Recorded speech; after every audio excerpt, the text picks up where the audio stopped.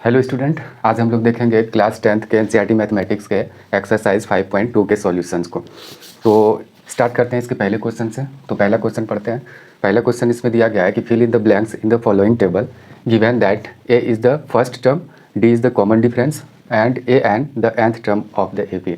ऐसा इस टेबल में दिया गया है कि ये जो एक ऐसे रो देख पा रहे हैं, इसमें ए का वैल्यू है किसी भी ए पी का, यानी ये फर्स्ट टर्म है, ये कॉमन डिफरेंस है, एन का वैल्यू इसमें 8 है और nth टर्म यानी कि ए एन हम लोगों को फाइंड आउट करना है। इसमें वर्ड दिया गया है कि इसको फाइंड आउट करना है, तो इसलिए हम लोग कर सकते हैं। तो पहले का सॉल्यूशन देख लेते हैं कि ये सॉल्यूशन जो देखेंगे हम लोग,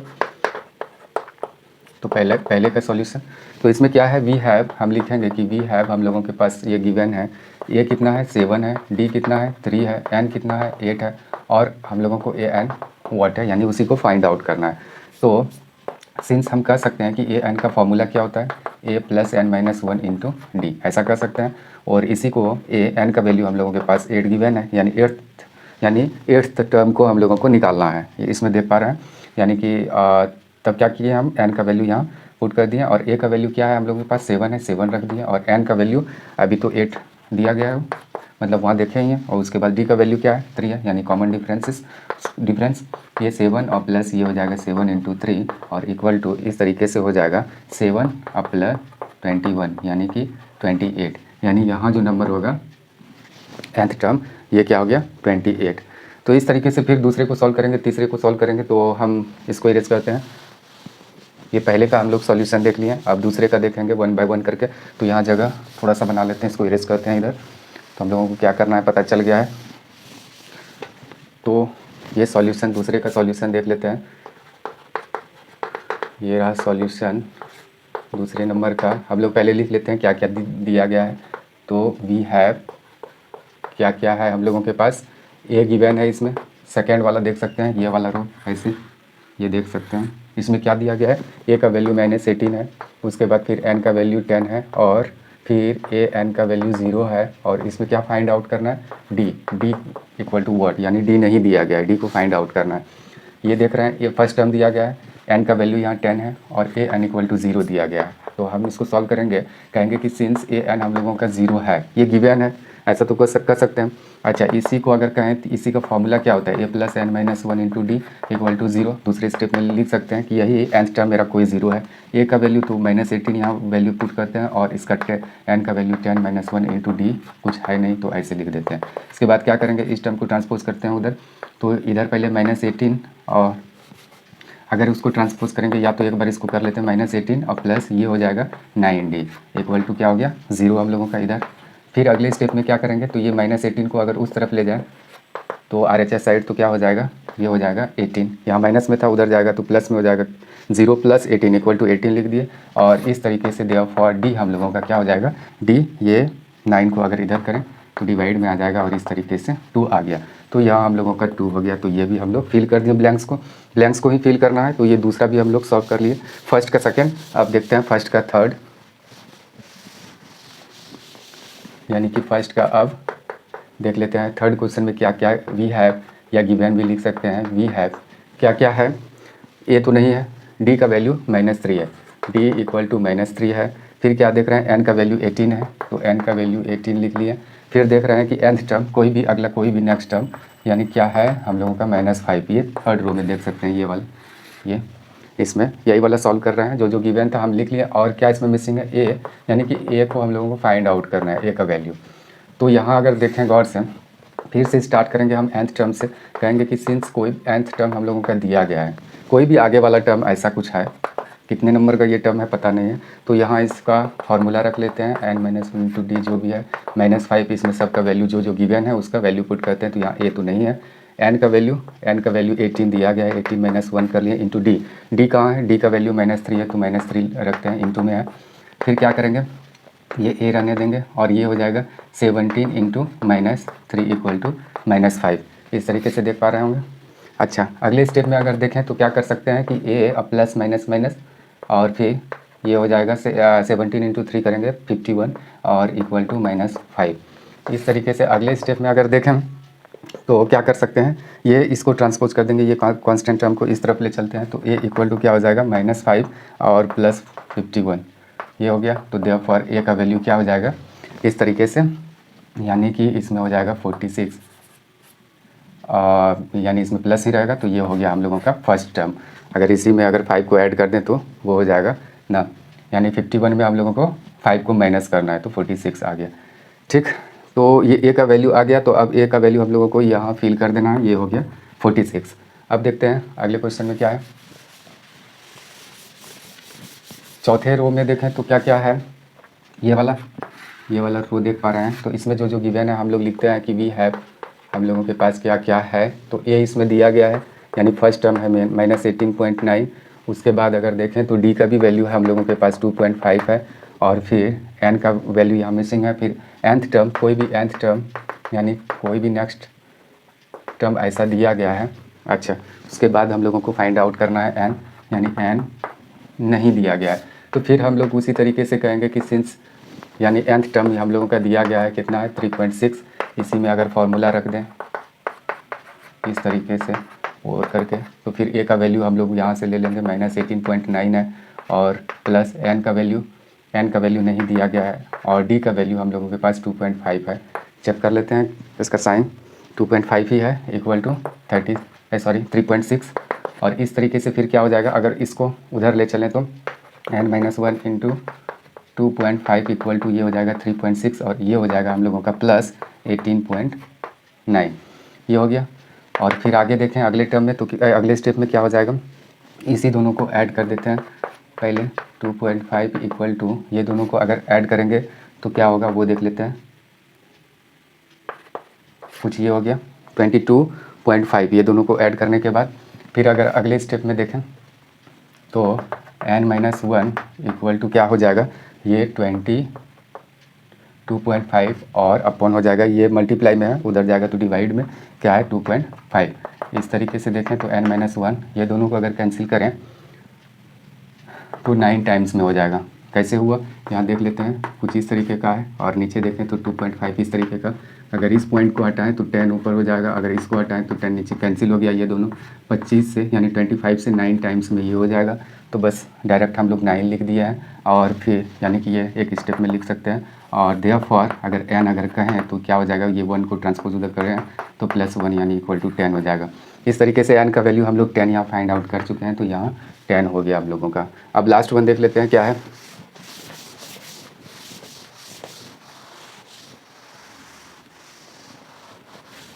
तो इसी में यानी कि इसका 5वें का अगर सॉल्यूशन देखें ये, तो इसमें क्या क्या है, वी हैव, क्या ये गिवन है हम लोगों को फर्स्ट टर्म यानी AP का दिया गया है। अच्छा, फिर उसके बाद D 0 है, यहाँ देख पा रहे हैं D का वैल्यू 0 है। फिर n का भी वैल्यू शायद इसमें दिया गया है 105, यहाँ देख सकते हैं। फिर यहाँ ये दिया गया है कि nth टर्म यानी व्हाट, an का वैल्यू क्या होगा। तो ये तीनों अगर गिवन है तो an के फार्मूला से निकाल लेंगे। हम कहेंगे सिंस an इक्वल टू, यानी कि ये जो nth टर्म ऐसे होता है वो होता है a + n-1 और इंटू डी ऐसे। फिर और कहेंगे कि n का वैल्यू तो हम लोगों को 105 ऐसे 105 लिखा हुआ है, तो 105 लिख दिए। i इक्वल टू, फिर a का वैल्यू 3.5 प्लस n 105, उसमें वो -1 कर देंगे, इंटू डी का वैल्यू 0 है तो 0 लिख देते हैं, तो ये हो गया। अब फिर अगर किसी भी चीज़ में 0 से मल्टीप्लाई करेंगे तो वो तो 0 होगा ही। इस तरीके से ये हो गया 3.5, यानी कि इसका 3.5 हो गया नेक्स्ट टर्म। डी का वैल्यू जब 0 होता है तो वैसे भी पता होगा कि सब टर्म्स उसके इक्वल होते हैं, तो ये इस तरीके से जो ए का यानी फर्स्ट टर्म है वही कोई भी नेक्स्ट टर्म यही होगा। डी जब 0 होता है तो हम लोग पहले भी समरी में देख चुके हैं। तो इस तरीके से हम लोग यानी कि 5.2 के एक्सरसाइज 5.2 के फर्स्ट क्वेश्चन को सॉल्व कर लिए। अब बढ़ते हैं दूसरे क्वेश्चन की तरफ। दूसरा क्वेश्चन देख लेते हैं क्या है। दूसरा क्वेश्चन है कि choose the correct choice, choose the correct choice in the following and justify, और जस्टिफाई करना है अपने उत्तर की जस्टिफिकेशन भी इसमें करना है। तो पहला क्या है क्वेश्चन, पहले वो देख लेते हैं। ये है 30th term of the AP, कोई भी AP का जो 30वां टर्म है वो क्या होगा, यानी कि एक AP है, सॉरी यहाँ गिवन है 4 इज, ऐसा कुछ क्वेश्चन है। और इसमें कुछ ऑप्शन भी दिए गए हैं, जैसे A नंबर में ऑप्शन है 97, B में ऑप्शन है B नंबर ऑप्शन में 77, सी नंबर ऑप्शन में -77 है और डी नंबर ऑप्शन में -87 है। इसी तरीके से दिया गया है। ये दूसरा क्वेश्चन हम लोगों के पास है कि choose the correct choice in the following and justify. अच्छा, 38th term of the AP क्या है? 1074। ये जो एपी है इसका 30वां टर्म कौन सा होगा? तो पहले सबसे पहले ए फर्स्ट टर्म तो पता है, कॉमन डिफरेंस निकाल लेंगे, 38 टर्म निकाल लेंगे। अगर इसका सॉल्यूशन देखें तो इस तरीके से होगा। वी हैव क्या क्या है पहले वो लिख लेते हैं। तो we have a equal to क्या है? 10 है। और कॉमन डिफरेंस की बात करें तो सेकेंड टर्म में फर्स्ट टर्म को अगर माइनस कर दें तो ये आ जाएगा। देख रहे हैं डिक्रीजिंग ऑर्डर में है तो यहाँ माइनस में ही जा रहा है। अच्छा, उसके बाद फॉर ए एन अगर कहें, अच्छा ऐसे कर सकते हैं कि सिंस ए एन का फॉर्मूला ये होता है n-1 इंटू डी। फिर कर सकते हैं कि ये 38 टर्म ऐसे अगर निकालना है तो ये भी कर सकते हैं। या तो हम लोग डायरेक्ट भी याद होगा हम आप लोगों को कि ए 38 टर्म ऐसे अगर निकालना हो तो ए प्लस 29d शॉर्टली ऐसे लिख सकते हैं। ए का वैल्यू 10 है प्लस 29 इंटू डी का वैल्यू -3 है। इस तरीके से क्या हो जाएगा? 10 और -87 हो गया। और इस तरीके से हम लोगों के पास इसका वैल्यू -77 आ गया। क्या देख रहे हैं कि A30 का वैल्यू कितना आ गया? -77। तो करेक्ट ऑप्शन हम लोगों का ये सी है। तो हैंस लिख सकते हैं, hence the correct option is कौन सा है? सी। तो इसका आंसर हम लोग ऐसे लिख सकते हैं। इसका करेक्ट ऑप्शन हो गया। ये था 2 नंबर हम लोगों का। जस्टिफिकेशन भी कर दिए कैसे हुआ। अब बढ़ते हैं अगले क्वेश्चन की तरफ। तो अगला क्वेश्चन भी कुछ इसी तरीके का है, 2 नंबर। इसमें क्या कहा गया? 11th term of the AP, यानी कि एक एपी दिया गया है, इसका 11th टर्म हम लोगों को निकालना है। उसमें ऑप्शन भी दिया गया है, ये रहा। तो टोटल को लिखना नहीं चाहेंगे, थोड़ा सा लेंदी हो जाएगा। इसका जो कहा गया है 11th टर्म, यानी हम लोगों को यानी ये 11 निकालना है, फाइंड आउट करना है। तो कैसे करेंगे? तो इसका सॉल्यूशन देख लेते हैं। पहले देखेंगे तो ए क्या है? -3 है। डी अगर देखें तो सेकेंड टर्म में फर्स्ट टर्म को माइनस करेंगे, शॉर्ट में कर लेते हैं इसको। तो क्या हो जाएगा? हाफ हो गया ये, माइनस माइनस +3। तो 3 में अगर हाफ को माइनस करें तो 2.5 हो जाएगा इस तरीके से। तो लेकिन इसको अगर प्रोसेस से देखें तो इस तरीके से होगा हम लोगों के पास, ये हो जाएगा 5/2। इस तरीके से हम लोग देख लिए कि ए का वैल्यू और डी का वैल्यू हम लोगों के पास आ गया। यहाँ से डी का वैल्यू है 5/2 और ये रहा ए का वैल्यू। अब हम लोगों को फाइंड आउट क्या करना है? A11 इक्वल टू क्या हो जाएगा? A + 10d। तो देयरफॉर हम A11 equal to A + 10d direct लिख लिए। तो ए का वैल्यू हम लोग -3 है, 10 इंटू डी का वैल्यू 5/2 है। इस तरीके से देखें तो -3 2 5 ये हो जाएगा 25। और 25 में अगर 3 को माइनस करें क्या हो जाएगा? 22। तो ये 22 किस ऑप्शन में है देख लेते हैं। तो ये बी ऑप्शन में है। तो हैंस द करेक्ट ऑप्शन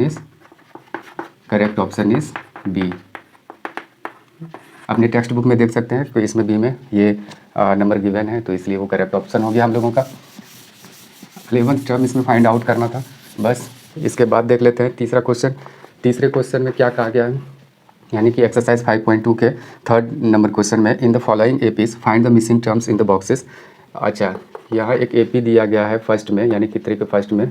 ऐसे देख सकते हैं आप लोग टेक्स्ट बुक में, इस तरीके का ये 3 टर्म्स है। तो इसमें फर्स्ट टर्म यह है, सेकंड टर्म मिसिंग है और थर्ड टर्म गिवन है 26 और इसको सेकंड टर्म को निकालना है।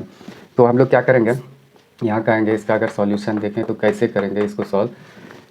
तो सबसे पहले ए तो दिया गया है, ए थर्ड यहाँ दिया गया है, हम लोग के पास ए गिवन है एंड वो भी है। तो ए अगर देखें तो ए का वैल्यू 2 है, ऐसे कर सकते हैं या ऐसे लिख सकते हैं कि we have a equal to 2।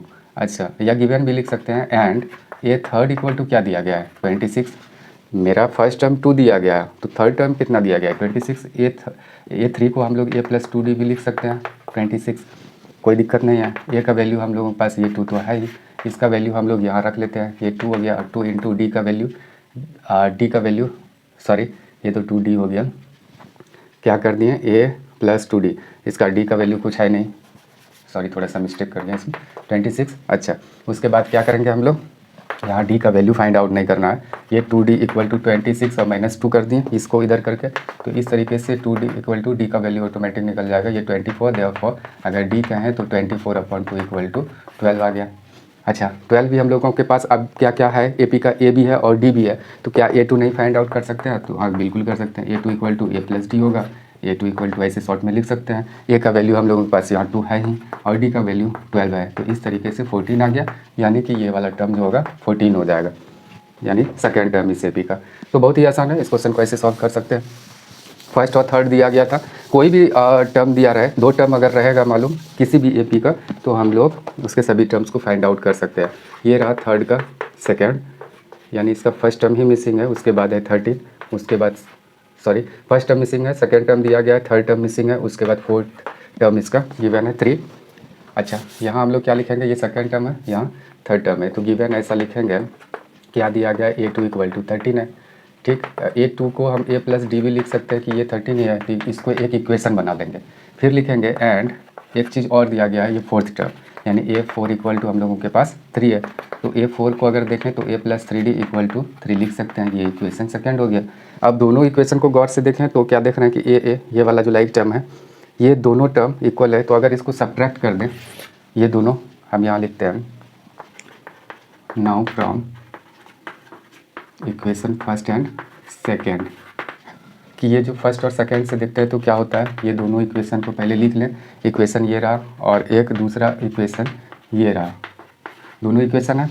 अगर इसी को सब्ट्रैक्ट कर दें, ऑन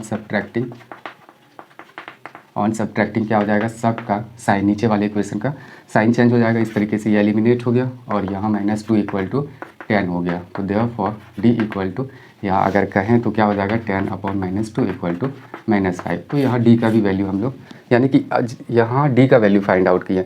अब इसी का वैल्यू अगर कोई किसी भी इक्वेशन फर्स्ट या सेकंड में रख के ए का वैल्यू निकाल लेंगे, उसके बाद देखेंगे ए का वैल्यू तो यही हो जाएगा, उसके बाद थर्ड टर्म निकाल लेंगे। Now on putting the value of क्या है, d equal to -5 in equation, किसी भी इक्वेशन में रख लेते हैं और देखते हैं कि इसका क्या होता है। तो फर्स्ट इक्वेशन तो हम लोगों के पास है ही, इधर करते हैं थोड़ा सा, ये वाला फर्स्ट इक्वेशन में रख लेते हैं। तो ए है और डी का वैल्यू रखना है। फर्स्ट इक्वेशन देख पा रहे हैं, हम पूरा इक्वेशन ही लिख लेते हैं, ये 13, तो ए का वैल्यू तो नहीं है, डी का वैल्यू है, ए और डी का वैल्यू -5 आया है, इक्वल टू 13 यहाँ रख लिए।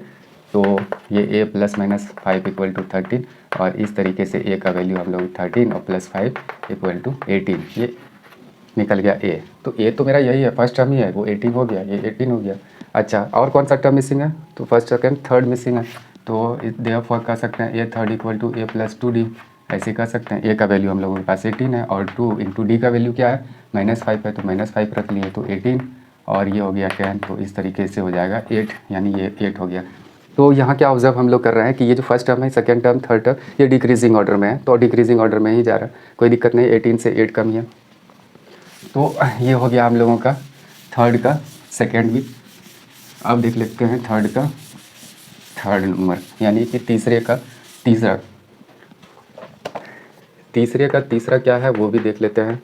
इसमें फर्स्ट टर्म दिया गया है, उसके बाद 2 लगातार टर्म कॉन्जिक्यूटिव टर्म मिसिंग है, उसके बाद फोर्थ टर्म हम लोगों का कुछ इस तरीके से है 9.5। अब यहाँ यानी फर्स्ट टर्म तो है ही, वी हैव क्या है, ए है 5 एंड यानी कि फर्स्ट सेकेंड थर्ड फोर्थ, यानी A4 गिवन है 9.5। तो A4 इक्वल टू हम लिख, और इसी को लिख सकते हैं A plus 3D equal to, इसी को अगर इम्प्रॉपर फ्रैक्शन में अगर इसको कन्वर्ट कर लें 19/2 हो जाएगा। इसको डेसिमल में भी लिख सकते हैं, लेकिन फ्रैक्शन फॉर्म में अभी रहने देते हैं।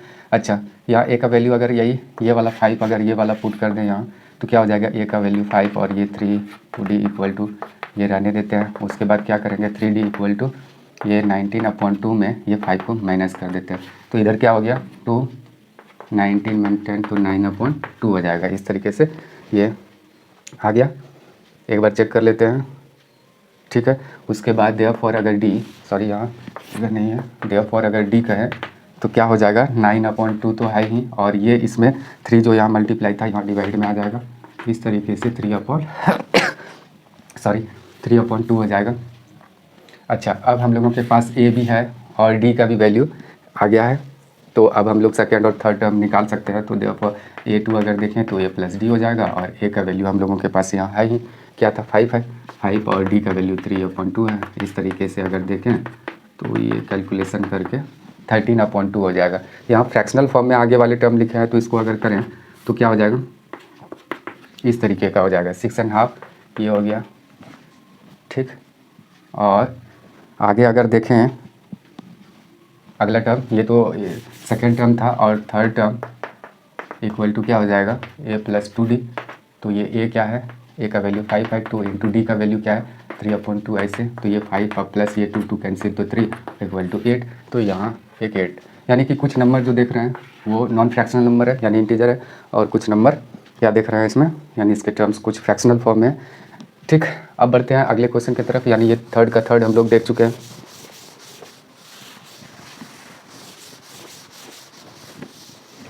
ये थर्ड का फोर्थ अब देखते हैं क्या है।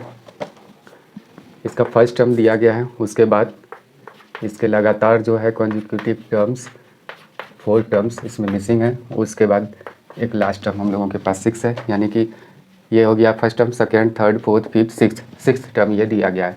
तो हम लोग फिर से कह सकते हैं कि वी हैव, ये तो मेरा दिया गया है, एंड ये कह सकते हैं कि ये सिक्स्थ दिया गया है, यानी पहला, दूसरा, तीसरा, चौथा, पाँचवा, छठा टर्म हम लोगों के पास 6 है। तो यानी कि ए प्लस ये 5d इसी को और करके लिख दें तो कोई दिक्कत नहीं है। ए का वैल्यू ऊपर से ये ले लिए और प्लस 5 इंटू डी, यानी ये 5d इक्वल टू 6। डी का वैल्यू फाइंड आउट कर लेने के बाद कुछ नहीं, एकदम आराम से सब हो जाएगा। 5d इक्वल टू क्या करेंगे 6 और ये प्लस 4 हो जाएगा इक्वल टू 10। देयरफॉर डी का वैल्यू अगर देखें तो 10/5 इक्वल टू 2 हो जाएगा, यानी कि हम लोगों के पास डी का वैल्यू 2 आ चुका है और ए का भी वैल्यू ऑलरेडी है ही। तो second, third, fourth, fifth term आराम से निकाल सकते हैं। ये वाला टर्म सिर्फ इसमें प्लस करना होगा। आगे वाले टर्म को निकालने के लिए क्या करना होता है, पिछले वाले टर्म में डी को प्लस करना होता है। तो कर सकते हैं डायरेक्ट, यहाँ -4 है +2 करेंगे, क्या हो जाएगा -2, यहाँ हो गया -2। अच्छा, अब इस -2 में अगर फिर ये डी को प्लस कर देंगे +2, क्या हो जाएगा इक्वल टू 0 हो जाएगा। फिर इसमें +2 करेंगे तो 2, इसमें +2 करेंगे तो 4। देख पा रहे हैं ये जो कॉमन डिफरेंसेस है सबके, यानी दो कॉन्जिक्यूटिव टर्म्स के, तो वो इक्वल है। इस तरीके से फोर्थ भी हम लोग क्लियर कर लिए।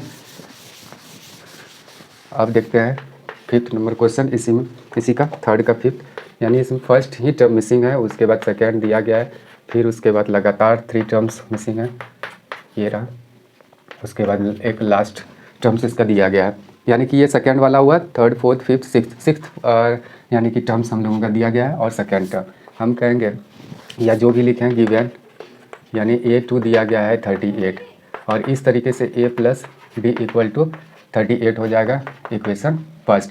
अच्छा, एंड ये भी कह सकते हैं कि first, second, third, fourth, fifth, sixth है, यानी A6 इक्वल टू -22, और इस तरीके से A plus 5d equal to क्या हो जाएगा -22। तो ये हो गया इक्वेशन सेकेंड। तो फर्स्ट और सेकेंड इक्वेशन से हम लोग अब देखते हैं क्या कर सकते हैं, इसको सब्ट्रैक्ट कर देंगे। Now from equation first and second, तो फर्स्ट क्या है A plus D equal to क्या है हम लोग के पास 38 है, और इधर देखें तो A plus 3d equal to क्या है -22।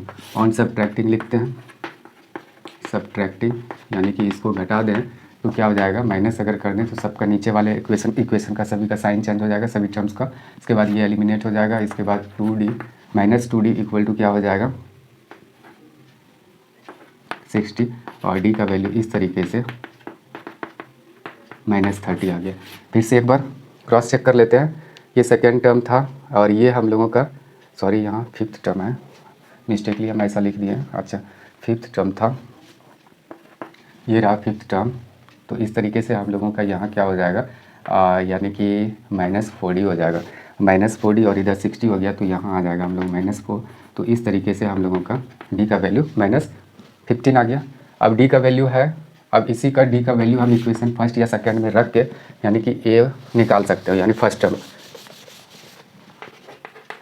नाउ ऑन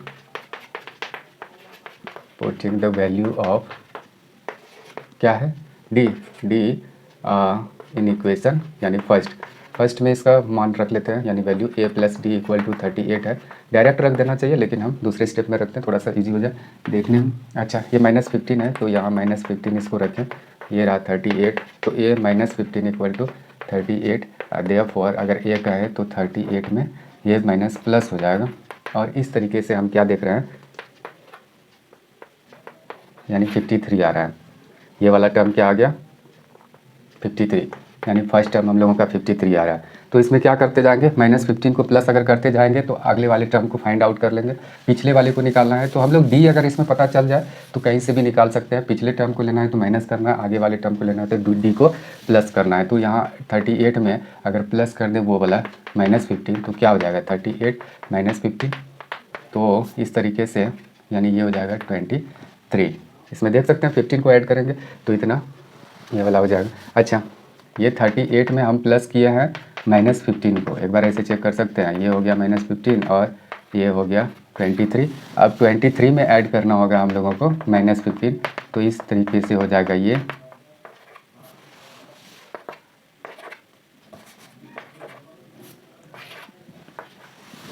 और 8 में अगर हम लोग -50 प्लस करेंगे -15 को तो ये हो जाएगा -7।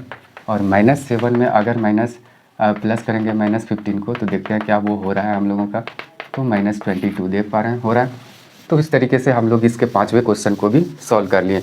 तो 3rd नंबर क्वेश्चन में इतने ही यानी दिए गए थे। 4th number, which term of the AB 3, 8, 13, 18 is 78, ऐसा दिया गया है। थोड़ा सा छोटा क्वेश्चन है, इसको लिख लेते हैं।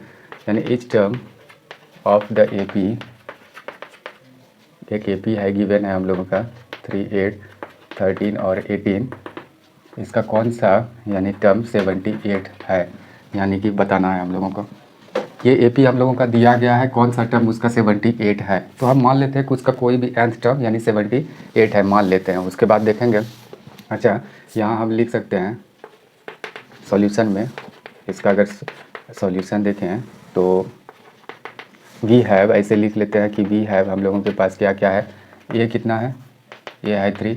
और डी देखें, अगर डी देखें तो क्या हो जाएगा, डी सेकेंड टर्म है, फर्स्ट टर्म को अगर माइनस कर लें तो 8 में अगर 3 को माइनस करेंगे तो 5।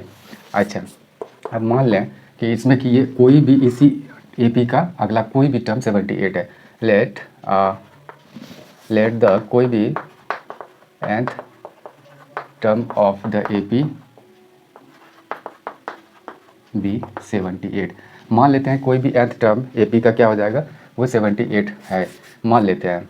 तो दैट इज़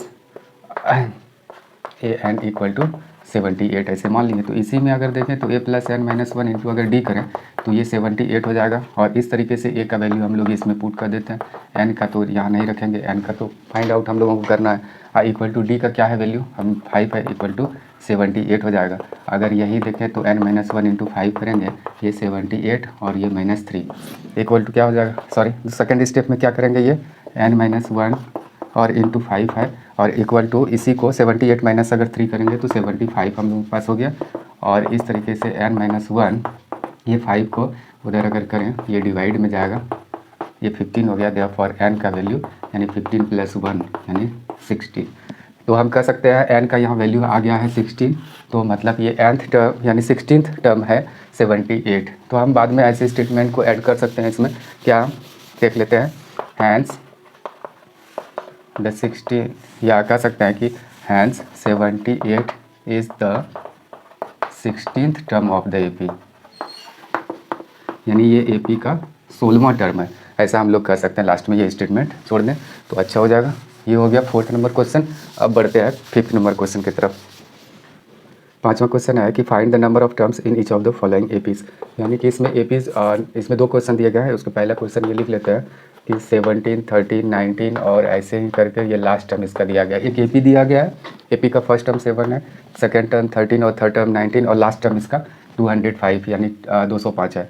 तो इसमें पूछा गया है कि इसमें कितने नंबर ऑफ टर्म्स है, तो ये लास्ट टर्म है यानी कोई भी ये nth टर्म है ऐसे मान लेंगे। और इसका अगर पोजीशन यानी n का अगर वैल्यू फाइंड आउट कर लेंगे तो पता चल जाएगा इसमें कितने टोटल नंबर ऑफ टर्म्स हैं। तो यहाँ ऐसे कह सकते हैं कि वी हैव क्या क्या है, a का वैल्यू 7 है और d का वैल्यू सेकेंड टर्म में फर्स्ट टर्म को अगर माइनस कर दें तो 6 हो जाएगा। एंड लास्ट कोई भी nth टर्म ये दिया गया है यानी कि 205। इसी को हम पहले अगर L से इंडिकेट कर दें तो आराम से लोग समझ लेंगे कि ये लास्ट टर्म ही है। और इसी का पोजीशन हम लोग a + n - 1 कोई भी पोजीशन लास्ट टर्म हो या कोई भी टर्म हो तो उसको nth टर्म तो कर सकते हैं। इसी का पोजीशन a का वैल्यू 7 प्लस n - 1 और इंटू d का वैल्यू क्या है यानी कि 6 इक्वल टू 205 ऐसे लिख सकते हैं। इसके बाद क्या करेंगे, इसको इधर रहने देंगे, 205 में ये 7 को हम लोग माइनस कर लेंगे। तो इस तरीके से अगले स्टेप में हम लोग क्या लिख सकते हैं, n - 1 इंटू 6 इक्वल टू ये इसको माइनस कर लेंगे, क्या हो जाएगा 198 हो जाएगा। और n - 1 करेंगे और इस 6 को अगर इधर ले चलें 33 हो जाएगा। देयरफॉर अगर n का देखें तो ये +1 34 हो गया। ये n का वैल्यू क्या निकल गया 34। तो हम कह सकते हैं कि इसमें कितने टर्म्स है, n का वैल्यू है ये वाले टर्म्स का पोजीशन हम लोग देख रहे हैं कि 34 है। तो कह सकते हैं कि इसमें टोटल नंबर ऑफ टर्म्स कितने हैं 34। लिख सकते हैं ऐसे कि hence the total number of terms of the AP is 34। ऐसा बाद में स्टेटमेंट को ऐड कर सकते हैं। अब बढ़ते हैं अगले क्वेश्चन की तरफ। इसी में ये यानी 5th क्वेश्चन का फर्स्ट था, अब देख लेते हैं इसी का सेकंड। क्वेश्चन नंबर 5 का सेकंड नंबर क्वेश्चन देख लेते हैं। इसमें 18 है फर्स्ट, 15 एंड हाफ, फिर 13 एंड सो ऑन। उसके बाद लास्ट वन है, लास्ट टर्म -47 दिया गया है। तो यहाँ क्या कहेंगे कि वी हैव या गिवन ए तो दिया गया है, डी का वैल्यू यानी कि सेकेंड टर्म में फर्स्ट टर्म को हम लोग माइनस करना होगा। तो क्या है इसमें कितना हो जाएगा, ये है 15.5 और ये है 18, तो 2.5 हो रहा है, तो लेकिन माइनस इसमें लगेगा। तो 2.5 को अगर लिखें तो फ्रैक्शनल फॉर्म में ऐसे लिख सकते हैं, ये हो गया। अच्छा, एंड लास्ट टर्म हम लोगों का दिया गया है -47, ये वाला जो टर्म देख रहे हैं। तो इसी से इसका n का वैल्यू निकाल लेते हैं, a + n - 1 into D equal to -47। ये l से दिखाएं या तो ये n जो लिखें, कोई दिक्कत नहीं है। कोई ये nth टर्म ही है, कोई नेक्स्ट टर्म ही हम लोगों का वो 47 है और ये लास्ट टर्म भी है। इसी का पोजीशन अगर निकाल लेंगे तो टोटल नंबर ऑफ टर्म्स पता चल जाएगा। यानी a का क्या है 18 n - 1 इंटू डी का क्या है वैल्यू -5/2 और इस तरीके से फिर इक्वल टू -47 हो जाएगा। और a का वैल्यू अगर उधर ले जाए तो क्या हो जाएगा, देखते हैं -47 और ये हो जाएगा -18। इस तरीके से अगले स्टेप में हम लोग देखते हैं n - 1 इंटू 5/2 इक्वल टू ये दोनों का प्रोसेस करके तो 65 हो रहा है माइनस में। अच्छा, यहाँ माइनस था, ये माइनस n - 1 और ये वाला टर्म उधर ले चलें तो क्या हो जाएगा, सॉरी नंबर, तो ये 2 इस तरीके का हो जाएगा, ये कैंसिल हो गया। तो n - 1 इक्वल टू 26 हो गया और इस तरीके से n का वैल्यू 26 + 1 27 आ गया। यानी ये देख पा रहे हैं, यानी n का वैल्यू 27 आ गया। तो hence the total number of terms is क्या कर सकते हैं 27 है। इस AP में टोटल कितने टर्म्स है 27, तो इसका आंसर हो जाएगा 27। टोटल नंबर ऑफ टर्म्स इसमें बता दिए। ये हो गया हम लोगों का 5th नंबर। अब देखते हैं 6th नंबर क्वेश्चन।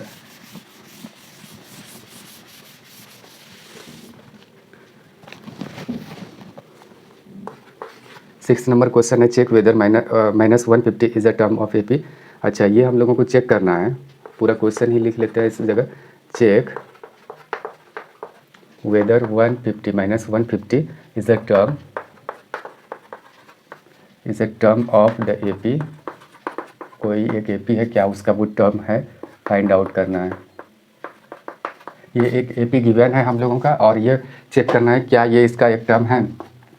तो अच्छा, AP में अगर देखें तो वी हैव हम कह सकते हैं, पहले देख ले क्या कर रहा है कि एक तो हम लोगों का 11 है ही, AP से दिख रहा है फर्स्ट टर्म है, और अगर D देखें तो सेकेंड टर्म है, फर्स्ट टर्म को करेंगे माइनस तो -13 है, सॉरी -3 है। अच्छा, अगर हम इसको मान लें कि ये कोई nth टर्म है, let -150 be the nth term sorry of the AP। मान लेते हैं, क्या माने हैं कि let -150 be the nth term of the AP, that is क्या हो जाएगा, वो ऐसे मान लेते हैं कि ये कोई एक टर्म ही है। -150 क्या है, इस AP का एक टर्म ही है मान लेते हैं। इसी को मान के हम लोग चलेंगे और इसमें n का वैल्यू निकालेंगे। अगर n का वैल्यू कोई पॉजिटिव इंटीजर में आ जाए, यानी कि 1 2 3 ये पॉजिटिव इंटीजर है, इसमें अगर आ जाए तो हम लोग मान लेंगे कि हाँ, जैसे अगर n का वैल्यू सपोज कि अगर वो 50 आ गया, हम कह देंगे कि हाँ ये 15th यानी कि सॉरी या 50th यानी कि इसका टर्म है। और अगर सपोज़ कि n का वैल्यू अगर 14 आ गया, कह देंगे 14th टर्म है यानी उसका। लेकिन अगर n का यानी कि नॉन इंटीजर यानी कोई भी नंबर ऐसे जैसे कि n का वैल्यू 3.5 आ गया, तो ये कोई पोजीशन शो नहीं करेगा कि 3.5 नंबर के टर्म है, ऐसा कुछ नहीं करता है, या कोई नेगेटिव में नहीं आना चाहिए। तो देख लेते हैं, n का वैल्यू हमेशा पॉजिटिव इंटीजर में होना चाहिए। a क्या है 11 है, प्लस n - 1 इंटू डी अगर देखें तो डी का क्या है -3 इक्वल टू -150। अच्छा, ये क्या हो जाएगा n-1 इंटू -3 इक्वल टू -150 और ये 11 उसमें क्या हो जाएगा माइनस हो जाएगा। इस तरीके से फिर देखेंगे तो n-1 इंटू -3 अगर देखें तो क्या हो जाएगा इधर -161 यानी कि 161 हो जाएगा ये 161। और इस तरीके से n-1 अगर देखें तो फिर ये वाला उधर जाएगा। अच्छा, फिर ये कैंसिल नहीं होने वाला है, ऐसा हम लोग देख पा रहे हैं, ये कैंसिल नहीं होगा। तो इस तरीके से ये हो जाएगा हम लोगों का यही नंबर। और फिर n का अगर वैल्यू निकालेंगे तो -1 है ही, तो ये हो जाएगा प्लस, फिर इस तरीके से 161 अब प्लस, अगर इसको करेंगे तो 3 हो जाएगा और ये हो गया ये ऐसा। तो फिर अगर उसी को थोड़ा सा अगर वो देखें तो इसे डिविजिबल नहीं है और ये फ्रैक्शनल फॉर्म में है। तो फ्रैक्शनल फॉर्म में है और नॉन इंटीजर नंबर है, तो कह सकते हैं कि बाद में ऐसा स्टेटमेंट लिख सकते हैं कि सिंस, ऐसा लिख सकते हैं since the value of N does not belong to positive integer, यानी कि उसका जो वैल्यू देख रहे हैं कि वो पॉजिटिव इंटीजर से बिलोंग नहीं कर रहे हैं, ये वाला n का जो वैल्यू है, तो देयरफॉर कह सकते हैं कि therefore -150 is not a term of the given AP। जो भी AP गिवन है उसका वो टर्म नहीं है, ऐसा हम लोग स्टेटमेंट लास्ट में ऐड कर सकते हैं लास्ट में। तो ये हो गया 6th नंबर क्वेश्चन। अब बढ़ते हैं अगले क्वेश्चन की तरफ, यानी 7th नंबर क्वेश्चन को देखते हैं। ये था 6th, अब रहा 7th। Find the 31st term of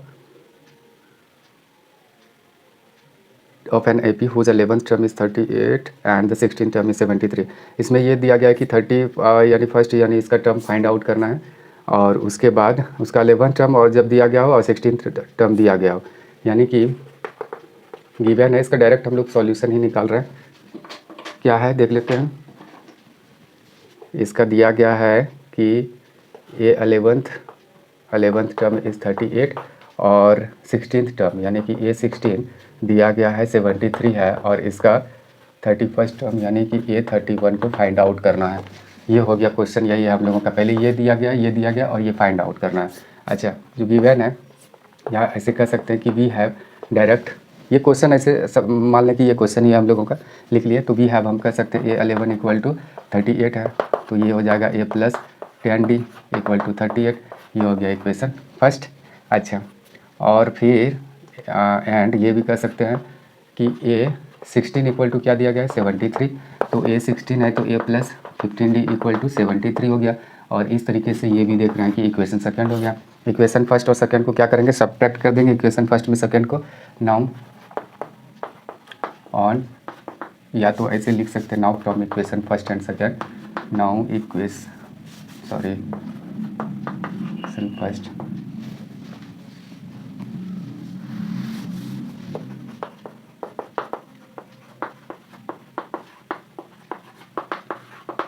क्या है इक्वेशन फर्स्ट हम लोगों का a plus 10d equal to 38 और सेकंड में देख रहा है कि a plus 15d equal to 73। ये रहा इक्वेशन फर्स्ट, ये रहा इक्वेशन सेकंड। अब दोनों को ऑन सब्ट्रैक्ट कर देते हैं, तो सबका साइन चेंज कर दिए तो ये वाला कैंसिल हो जाएगा। इस तरीके से -5d इक्वल टू इधर क्या बचेगा, इस तरीके से ये हो गया। तो d का वैल्यू अगर देखें तो -35 अपॉन -5, और इस तरीके से d का वैल्यू हम लोगों के पास 7 आ गया। अब उसी d का वैल्यू इक्वेशन फर्स्ट में रख देते हैं, तो ad निकलने के बाद यानी कि ये निकालना आसान हो जाएगा। अब लिखेंगे कि now on putting the value of क्या है d इन इक्वेशन फर्स्ट में रख देते हैं d का वैल्यू। तो d का वैल्यू अगर रख दें तो 7 इक्वल टू 38 डायरेक्ट रखे हैं, a प्लस 70 हो जाएगा इक्वल टू 38, और देयरफॉर अगर a देखें तो 38 में 70 को माइनस कर देंगे, क्या हो जाएगा 32। लेकिन माइनस में, ए का वैल्यू क्या हो गया -32। तो इस तरीके से जब ए का वैल्यू हो गया यानी निकल गया तो ए और डी का वैल्यू हम लोगों के पास क्या था, ये डी का वैल्यू हम लोगों के पास 7 था, ए का वैल्यू ये है, तो देयरफॉर हम लोगों को A31 फाइंड आउट करना है, यानी ए प्लस 30D, और ए का वैल्यू हम लोगों के पास -32 है, अब प्लस 30 इंटू डी का वैल्यू 7 हम लोगों के पास था ही, -32, ये 210 हो गया, और 210 में अगर 30 को माइनस करें तो क्या हो जाएगा 178, ये हो गया हम लोगों का, यानी कि A31 का ये सॉल्यूशन।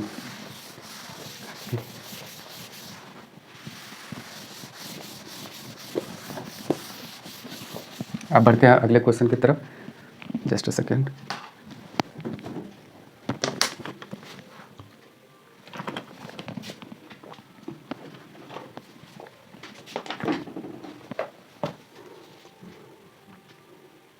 ये था हम लोगों का 7th नंबर क्वेश्चन। अब देख लेते हैं 8th नंबर क्वेश्चन क्या है। An A P consist of 50 terms of which third term is 12 and last term is 106, find the 29th term, यानी इसमें ये कहा गया है कि टोटल नंबर ऑफ जो टर्म्स है, यानी एन का ही वैल्यू वो समझ ले कि ये एन 50 है, और थर्ड टर्म यानी A3 भी गिवन है वो 12 है, और लास्ट टर्म यानी कि ए एन लास्ट टर्म ही उसको मान लेते हैं एन, यानी लास्ट टर्म उसको 106 मान, ये दिया गया है, मानते नहीं है, दिया गया है। फाइंड द, अच्छा A29 को फाइंड आउट करना, ऐसा है क्वेश्चन में, तो गिवन हम लोग लिख लेते हैं, या वी हैव, क्वेश्चन से क्या क्या हम लोगों को मिला है वो देख लेते हैं कि इसमें यानी एन का वैल्यू 50 है, टोटल टर्म्स इसमें दिया गया है, अच्छा ए थर्ड भी दिया गया है 12, और फिर ये भी दिया गया है कि लास्ट टर्म 106 ऐसे दिया गया है, या ए एन कह सकते हैं कि लास्ट टर्म जो है ए एन ही है 106। अच्छा, इसमें क्या फाइंड आउट करना है, A29 को देखते हैं। तो सबसे पहले इसमें कहेंगे कि सिंस ये तो ए थर्ड है, और ये ए थर्ड, सिंस कहेंगे ए थर्ड इक्वल टू 12, तो इसको कैसे निकालेंगे, वो निकाले होंगे A प्लस 2D करके, यानी इसके बदले में लिख सकते हैं, इक्वेशन फर्स्ट हो गया। एंड अच्छा, उसके बाद कहेंगे एंड क्या दिया गया है, ये ए एन लास्ट टर्म 106, और इसी में अगर देखें तो A50 है ये, क्योंकि एन का वैल्यू 50 देख रहे हैं 106 है, और इसी में कहेंगे A plus 49D equal to 106, ये हो गया सेकेंड इक्वेशन फर्स्ट और सेकेंड से देखें तो हम लोग ये 20 यानी A29 फाइंड आउट करना है। Now from equation first and second वो लिख लें, उसके बाद फिर क्या है A plus 2D equal to 12 हो गया, और फिर A plus 49D equal to 106 हो गया, और सब्ट्रैक्टिंग इसको सब्ट्रैक्ट कर देते हैं तो यहाँ सब जगह माइनस का साइन हो जाएगा, ये कैंसिल हो जाएगा, और उसके बाद फिर क्या हो जाएगा 47 इक्वल टू, अगर इसमें माइनस करके देखें 12 को क्या हो जाएगा 6 तो जाएगा ही जाएगा, 94 हो जाएगा माइनस में। देयरफॉर अगर डी का देखें तो -94 अपॉन -47, इस तरीके से ये 2 हो जाएगा वैल्यू, यानी डी का वैल्यू हम लोगों के पास 2 आ गया। अब इसी डी का वैल्यू इक्वेशन फर्स्ट में रख लेते हैं, और उसके बाद फिर हम लोगों के पास आ जाएगा यानी ए का वैल्यू। ए और डी का वैल्यू मालूम होने के बाद किसी भी टर्म को फाइंड आउट करना आसान हो जाता है, या संभव हो जाता है। तो डी का वैल्यू है now on putting the value D in equation first, equation क्या है ए प्लस 2 इंटू 2 इक्वल टू 12, तो a plus 4 equal to 12, therefore अगर ए कहें तो 12 माइनस 4 इक्वल टू 8 हो गया, ए का भी वैल्यू आ गया।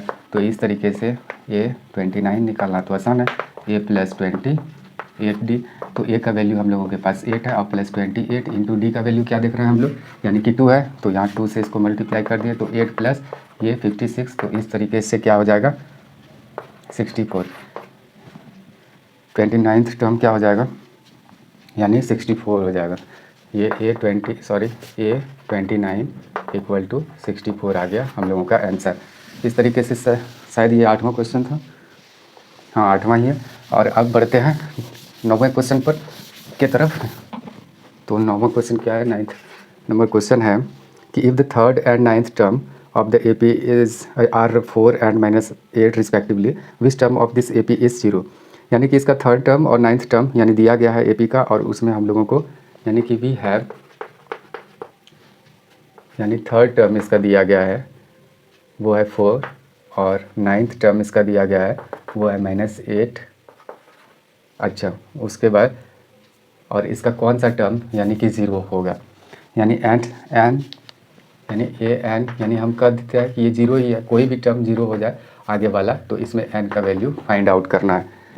एक ए पी है जिसका थर्ड टर्म 4th है और 9th टर्म उसका -8 है, उसका कौन सा टर्म 0 होगा। मान लेते हैं ये तो ऐसा उसमें लिखा नहीं गया है, तो ऐसे मान लेते हैं late nth term be nth term of the AP be 0। मान लेते हैं कि उसका AP का कोई टर्म यानी कि 0 है, आगे वाला कोई टर्म, ठीक, यानी कि वो है an इक्वल टू ऐसे 0, ये मान लेते हैं।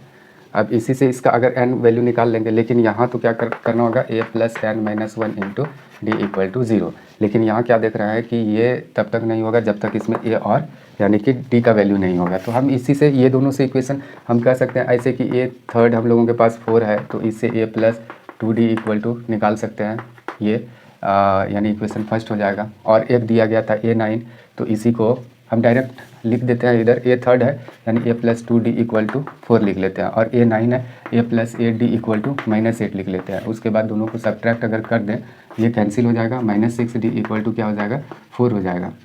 यहाँ हो गया 4, उसके बाद दिया 4 अगर d कहें 4 - 3 ऐसे -2/3 इसका वैल्यू हो गया, किसका d का वैल्यू। अब यही d का वैल्यू इसमें इस इक्वेशन में रख दें, 2d इक्वल टू 4 है और d a तो इसका वैल्यू नहीं है 2 इंटू इसका अगर मान रख लें हम लोग, सॉरी तो ये कैंसिल नहीं होगा, तो a + -4/3 इक्वल टू 4। और फिर अगर इसको फर्दर प्रोसेस करें क्या हो जाएगा, a इक्वल टू 4 और ये हो जाएगा +4/3, ये 3 16/3, तो ये हो गया a का वैल्यू। तो a 16/3 अगर इसको रखें और n पता नहीं वो कौन सा टर्म है, मान लेते हैं nth टर्म है, तो इसका ये और d का वैल्यू क्या था हम लोगों के पास, d का वैल्यू यानी -2/3 इक्वल टू 0।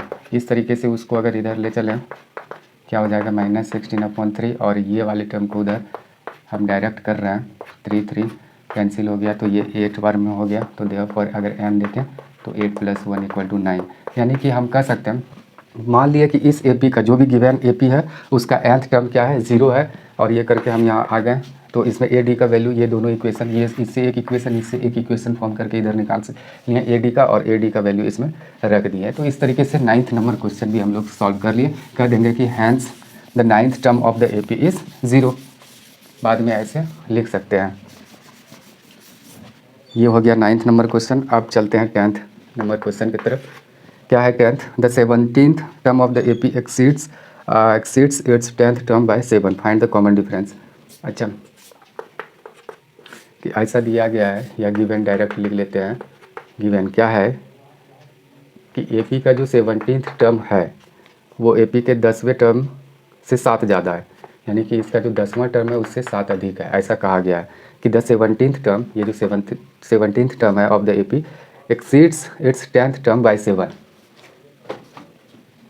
यानी कि ये ज़्यादा है 10th टर्म से 7 ज़्यादा है, ऐसा कर सकते हैं। तो इसमें D कॉमन डिफरेंस निकालने के लिए कहा गया है, तो कॉमन डिफरेंस निकालते हैं। तो इसको लिख सकते हैं a + 17d और इसको लिख सकते हैं 9d इक्वल टू +7, और इस तरीके से दोनों तरफ का a कैंसिल हो जाएगा, 16d और ये -9d इक्वल टू 7 और 7d इक्वल टू 7।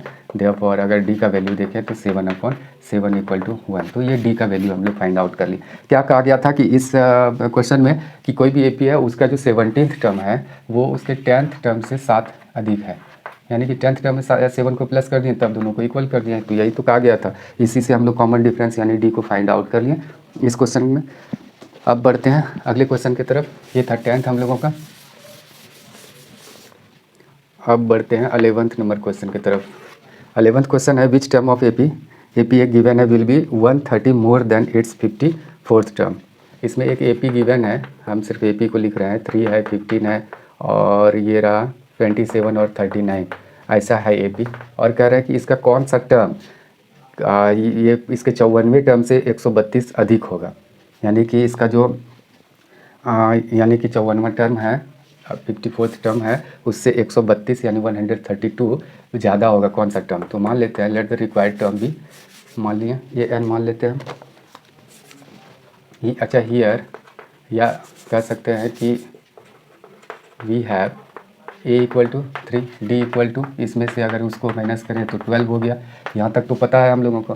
फिर कहेंगे कि मान लेते हैं कि लेट द रिक्वायर्ड, जो भी टर्म है रिक्वायर्ड टर्म भी ए एन, वो कोई एक अगला टर्म इसी तरीके का है, वो ए एन इक्वल टू क्या है, तो दैट देन अगर रिक्वायर्ड टर्म ये है तो वो टर्म क्या हो जाएगा कि उसके 54वें टर्म से 132 अधिक है। यही तो कहा गया था। क्या हम किए कि एक एपी तो गिवन है, इसका कौन सा टर्म, इसका कौन सा टर्म वो रिक्वायर्ड टर्म ए एन मान लिया है, एक उसके 54वें टर्म से 132 अधिक है। तो ऐसा ही तो कहा गया। हम मान लिए कि लेट द रिक्वायर्ड टर्म भी ए एन, मान लिए कि वो कोई नेक्स्ट टर्म ए एन है, nth टर्म है, तो nth टर्म इक्वल टू यही कहा गया था। तो वो इसमें n को फाइंड आउट कर लेंगे, a plus N minus 1 into D, और ये हो जाएगा a प्लस 53d और प्लस 132। ऐसे ये a कैंसिल हो गया, n माइनस 1, और ये अगर d का वैल्यू पूछें तो कहाँ d का वैल्यू है 12 रख लेते हैं। इसके बाद ये 53 है, d का वैल्यू क्या है 12 है, तो ये 12 इधर रख लिए, और ये प्लस 132, और फिर ऐसे करते जाएंगे। उसके बाद n का वैल्यू आ जाएगा हम लोगों के पास। अगर इधर करके देखें तो क्या होता है, थोड़ा सा कर लेते हैं इधर, into 12 equal to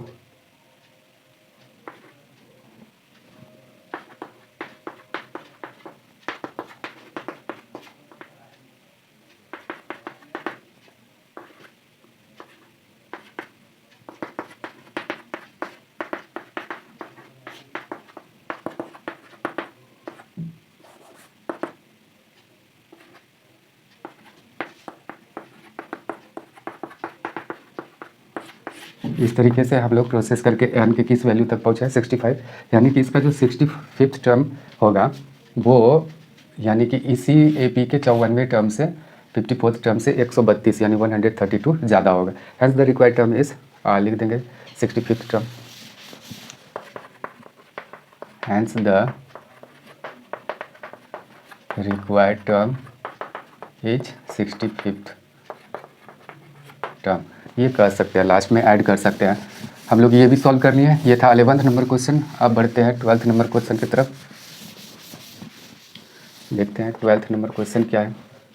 12th number question है, two APs have the same common difference and the difference between their 100 term is 100, तो what is the difference between their 1000th term, ऐसा कहा गया है। अच्छा, टू एपीज़ है, हम मान लेते हैं एक फर्स्ट एपी इधर है और एक मान लेते हैं सेकेंड एपी इधर है, ठीक। इसका फर्स्ट टर्म कुछ तो मानना ही पड़ेगा, इसमें कॉमन डिफरेंस की भी बात किए, कॉमन डिफरेंस, इसका फर्स्ट टर्म कुछ मान लेते हैं फर्स्ट टर्म, और उसके बाद कॉमन डिफरेंस। क्या कहा गया है क्वेश्चन, यहाँ two APs have the same common difference, दो एपीज है यानी फर्स्ट एपी और सेकंड एपी, ऐसा कहा गया है क्वेश्चन में कि फर्स्ट एपी और सेकंड एपी दो एपी है, दोनों के कॉमन डिफरेंस सेम है। मान लेते हैं ये कॉमन डिफरेंस डी है, इसका भी डी है, दोनों का कॉमन डिफरेंस सेम मान लिए। फिर आगे क्या कहा गया, the difference between there 100th term is 100।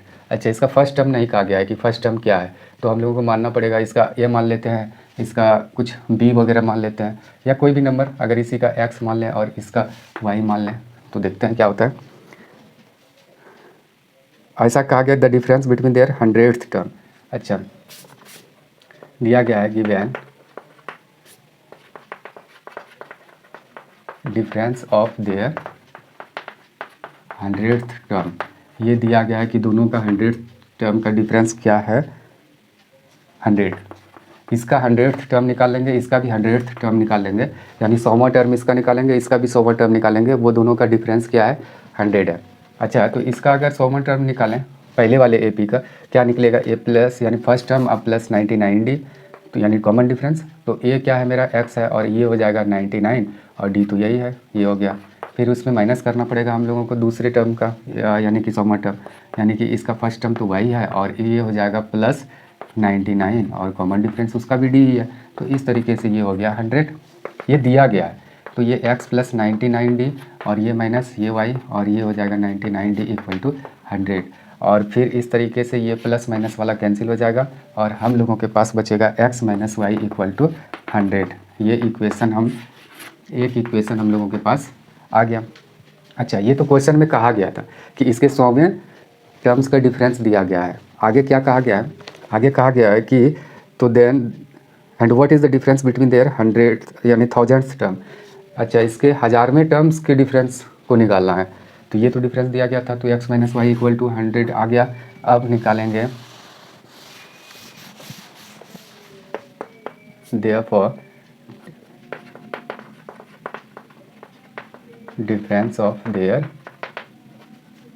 1000th term, ये हम निकाल लेते हैं। अच्छा, क्या करेंगे हम? x माइनस वाई तो यहाँ निकाल के रखे हैं, हम लिख लेते हैं इधर कि वो है 100। ये हम लोग निकाल के रखे हैं और कुछ ज़्यादा इसमें दिया नहीं है। तो therefore difference of there 100th term, तो पहले का 100th टर्म निकालेंगे। तो first term plus first term x है और ये हो जाएगा 999d। कोई दिक्कत? ये 100th टर्म पहले का है x प्लस 999d और उसमें माइनस करना पड़ेगा हम लोगों को इसके 100th टर्म। तो इसका हुआ फर्स्ट टर्म लिख लेंगे और 999d इसका भी हो जाएगा। इस तरीके से ये इसका फर्स्ट टर्म x फर्स्ट वाले AP का और ये सेकंड वाले का AP का 100 यानी 1000th टर्म है, यानी कि 1000वां टर्म। ये x प्लस ये 1000 पे लिखा है, सॉरी हम गलती से इसको 100वां टर्म शायद बोल रहे थे। तो ये हो गया माइनस x और ये हो जाएगा 999d और इस तरीके से ये दोनों कैंसिल, तो x इसका y था और ये x माइनस वाई हो गया। और इसी का वैल्यू क्या दिया गया था इक्वेशन फर्स्ट से? 100 ही है, 100 लिख दिया। यानी कि इसका भी डिफरेंस हम लोग देख रहे हैं कि 100 है, तो यही आंसर हो गया। यानी कि इसके यानी ये दोनों एपीज़ के अगर 100वें टर्म्स का डिफरेंस अगर 100 दिया गया था, तो इसके 1000वें टर्म्स का भी डिफरेंस देख रहे हैं, वही से हमारा 100 ही ये हो गया। इसमें लेट करके लिख सकते हैं, ये हम तो डायरेक्ट इसको ईजी तरीके से समझने के लिए ऐसे सेपरेटली लिख के ऐसे दिखाएं। ये 12th नंबर क्वेश्चन था। अब देखते हैं 13th number. How many 3 digits numbers are divisible by 7। अच्छा, 3 डिजिट्स के जो नंबर हैं, कितने ऐसे नंबर्स हैं 3 डिजिट्स के जो 7 से डिविजिबल है, ऐसा हम लोगों को निकालना है। अच्छा, 3 डिजिट्स के नंबर स्टार्ट कहाँ से होते हैं? 100 से और लास्ट कहाँ तक होते हैं? 999 999 यहाँ लास्ट हो जाता है। यानी कि 100 से स्टार्ट होकर यानी किस पर लास्ट होता है? यानी कि 999 पर 3 डिजिट्स के जो नंबर है। अच्छा, इसके बीच में 7 से डिविजिबल कितने नंबर्स इसके बीच में आएंगे वो निकालना है। क्या ये 7 से डिविजिबल है? इसको देख लें तो ऐसे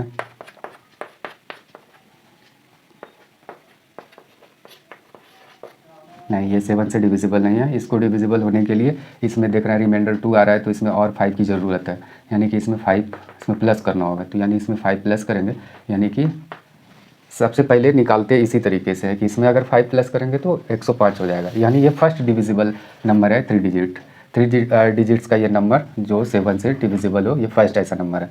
इसके बाद फिर दूसरा इसमें 7 को प्लस करते जाएंगे तो क्या हो जाएगा 112। फिर इसमें अगर प्लस करेंगे, ये नहीं देखना है, ये दोनों के बिटवीन हम लोगों को उठाना है।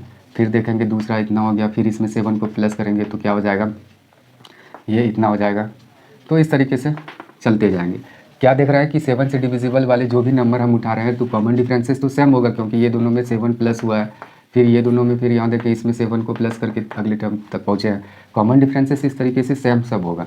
तो क्या लास्ट में ये डिविजिबल है? तो देख लेते हैं 7 से।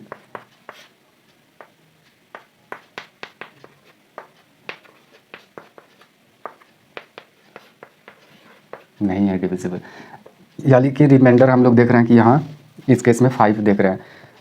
तो ये 5 अगर इसमें माइनस कर दिया जाए ये 999 में तो आराम से हो जाएगा। यानी कि 999 में अगर 5 को माइनस करें क्या हो जाएगा 994 994, यानी कि 994। तो हम कह सकते हैं कि 7 से डिविजिबल वाले कौन से नंबर है, यानी 105 से स्टार्ट हुआ है और लास्ट हुआ है 994, जो कि एक एपी फॉर्म करेगा, क्योंकि ये दो टर्म कॉन्जिक्यूटिव टर्म्स का तो डिफरेंस सेम रहने वाला है, ये दोनों का डिफरेंस सेम रहने वाला है। इस तरीके से हम लोग इस क्वेश्चन में जो भी नंबर्स है तो वो यहाँ हम ऐसे सॉल्यूशन इसका अगर देखें तो डायरेक्ट हम लिखेंगे 994 लास्ट था, यानी कि 105 से स्टार्ट होकर 994 पर लास्ट हुआ था, तो ऐसे लिख के रखे हैं। अब यहाँ लिखते हैं the sequence of 3 digit numbers which are divisible by 7। क्या लिखे हैं? The sequence of 3 digit numbers which are divisible by 7 will be in AP। वो होगा AP में एज फॉलोज। हम पहले ही वो करके प्रोसेस देख लेंगे, उसके बाद वो इस तरीके से होगा। क्या? 105, 112, 119 एंड सो ऑन, और लास्ट में आ जाएगा ये। हम क्या कैसे निकालें?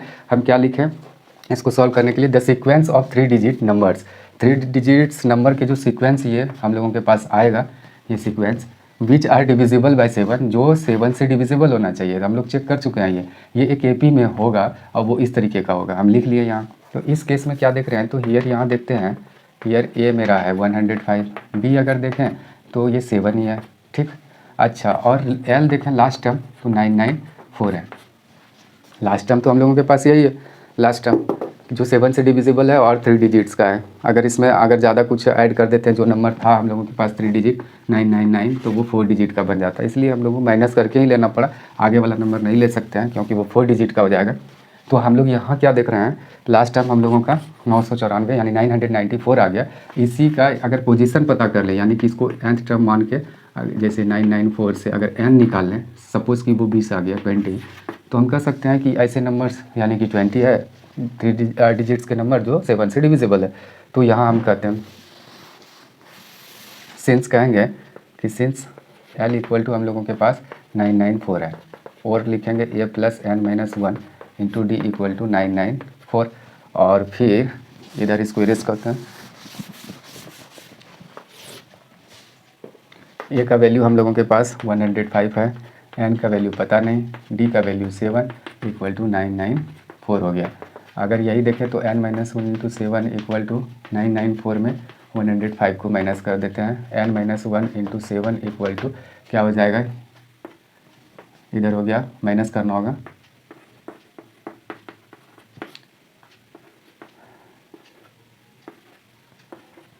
889। n-1 अगर देखें तो ये 889 होगा, और ये 7 से इसको डिवाइड करेंगे।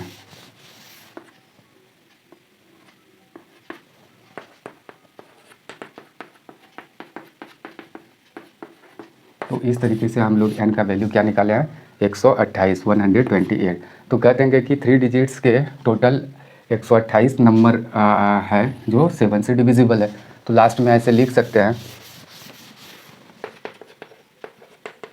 hence the total number of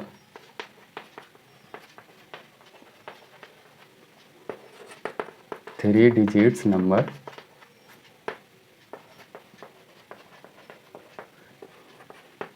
which are divisible by 7 is 128। तो इस तरीके से हम लोग आंसर को निकाल लिए। 13th नंबर क्वेश्चन को भी सॉल्व कर लिए। इसमें हम लोग n का वैल्यू निकाल के बता दिए कि ये 128 ऐसे नंबर हैं। ये था 13th नंबर। अब देखते हैं 14th नंबर क्वेश्चन को।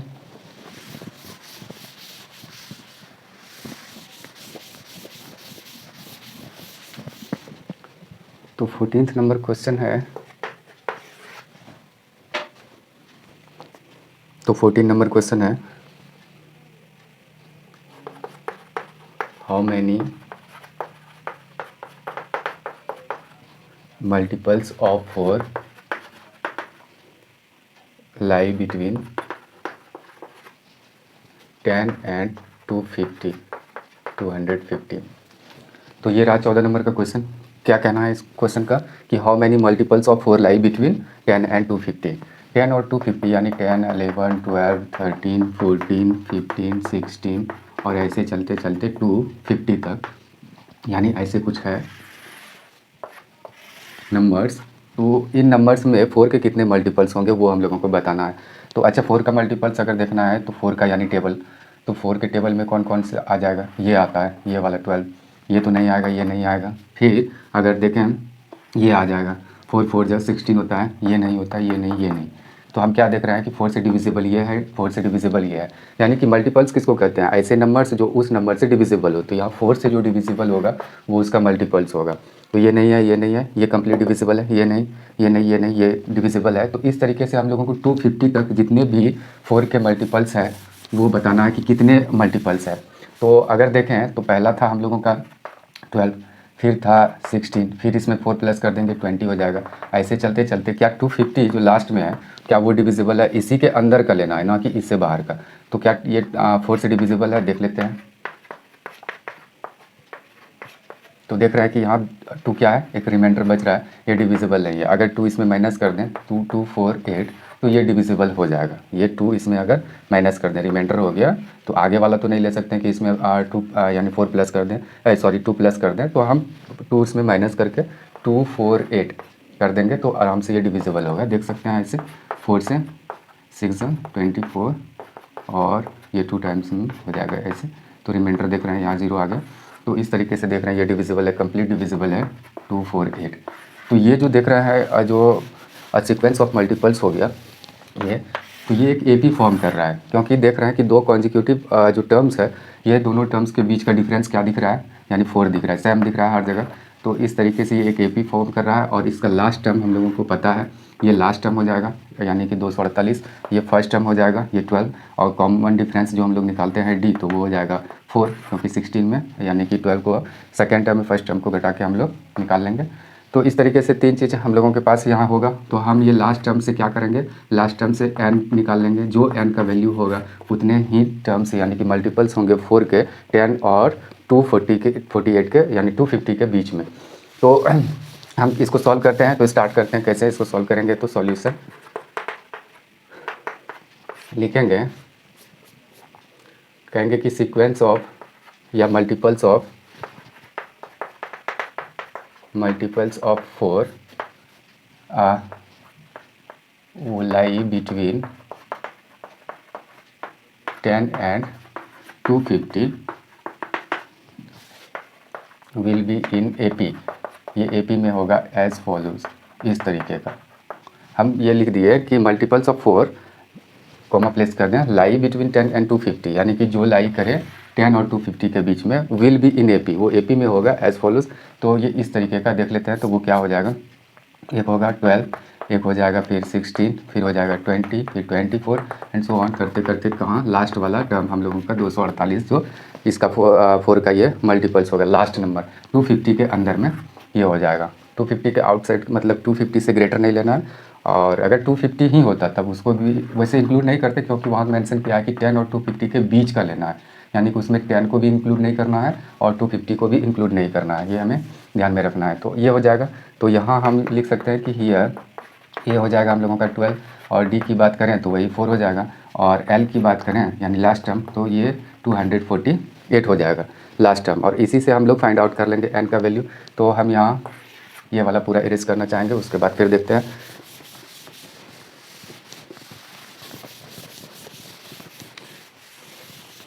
उसी में फिर से लिखेंगे कि सिंस, ऐसे लिख लेते हैं कि L इक्वल टू 248 यानी कि 248 है हम लोगों के पास लास्ट टर्म। तो ये लास्ट टर्म कोई भी नेक्स्ट ही टर्म है, a plus n minus 1 into D equal to 248 लिख सकते हैं कि इसी से हम पूरा कर सकते हैं कोई भी टर्म, यानी कि आगे का नेक्स्ट टर्म कोई भी टर्म का ये फॉर्मूला होता है। फिर nth टर्म का, तो a का वैल्यू तो हम लोगों के पास था, कितना था 12 था, प्लस n नहीं है, n माइनस 1 इंटू डी का वैल्यू तो हम लोग के पास 4 है 248। नेक्स्ट स्टेप में क्या करेंगे, n माइनस 1 इंटू 4 रखेंगे, इस 12 को ट्रांसपोज करते हैं 248, ये माइनस 12 हो जाएगा। इस तरीके से n माइनस 1 इंटू 4 लिख लेते हैं, उसके बाद इसको माइनस करते हैं 236 हो जाएगा। फिर इसके बाद यहाँ n माइनस 1 इंटू 4 को उधर अगर ट्रांसपोज कर लें तो क्या हो जाएगा, इस तरीके का हो जाएगा, इसका वैल्यू क्या हो जाएगा 59, और इस तरीके से n का वैल्यू हम लोगों को फाइनली हो जाएगा 59 और प्लस 1 यानी 60, यानी n का वैल्यू क्या आ रहा है 60। तो हम कह सकते हैं कि 4 के जो मल्टीपल्स कितने हैं 60 है, जो 10 और 250 के बीच में लाई कर रहा है। तो हम कह सकते हैं हैंस 60 मल्टीपल्स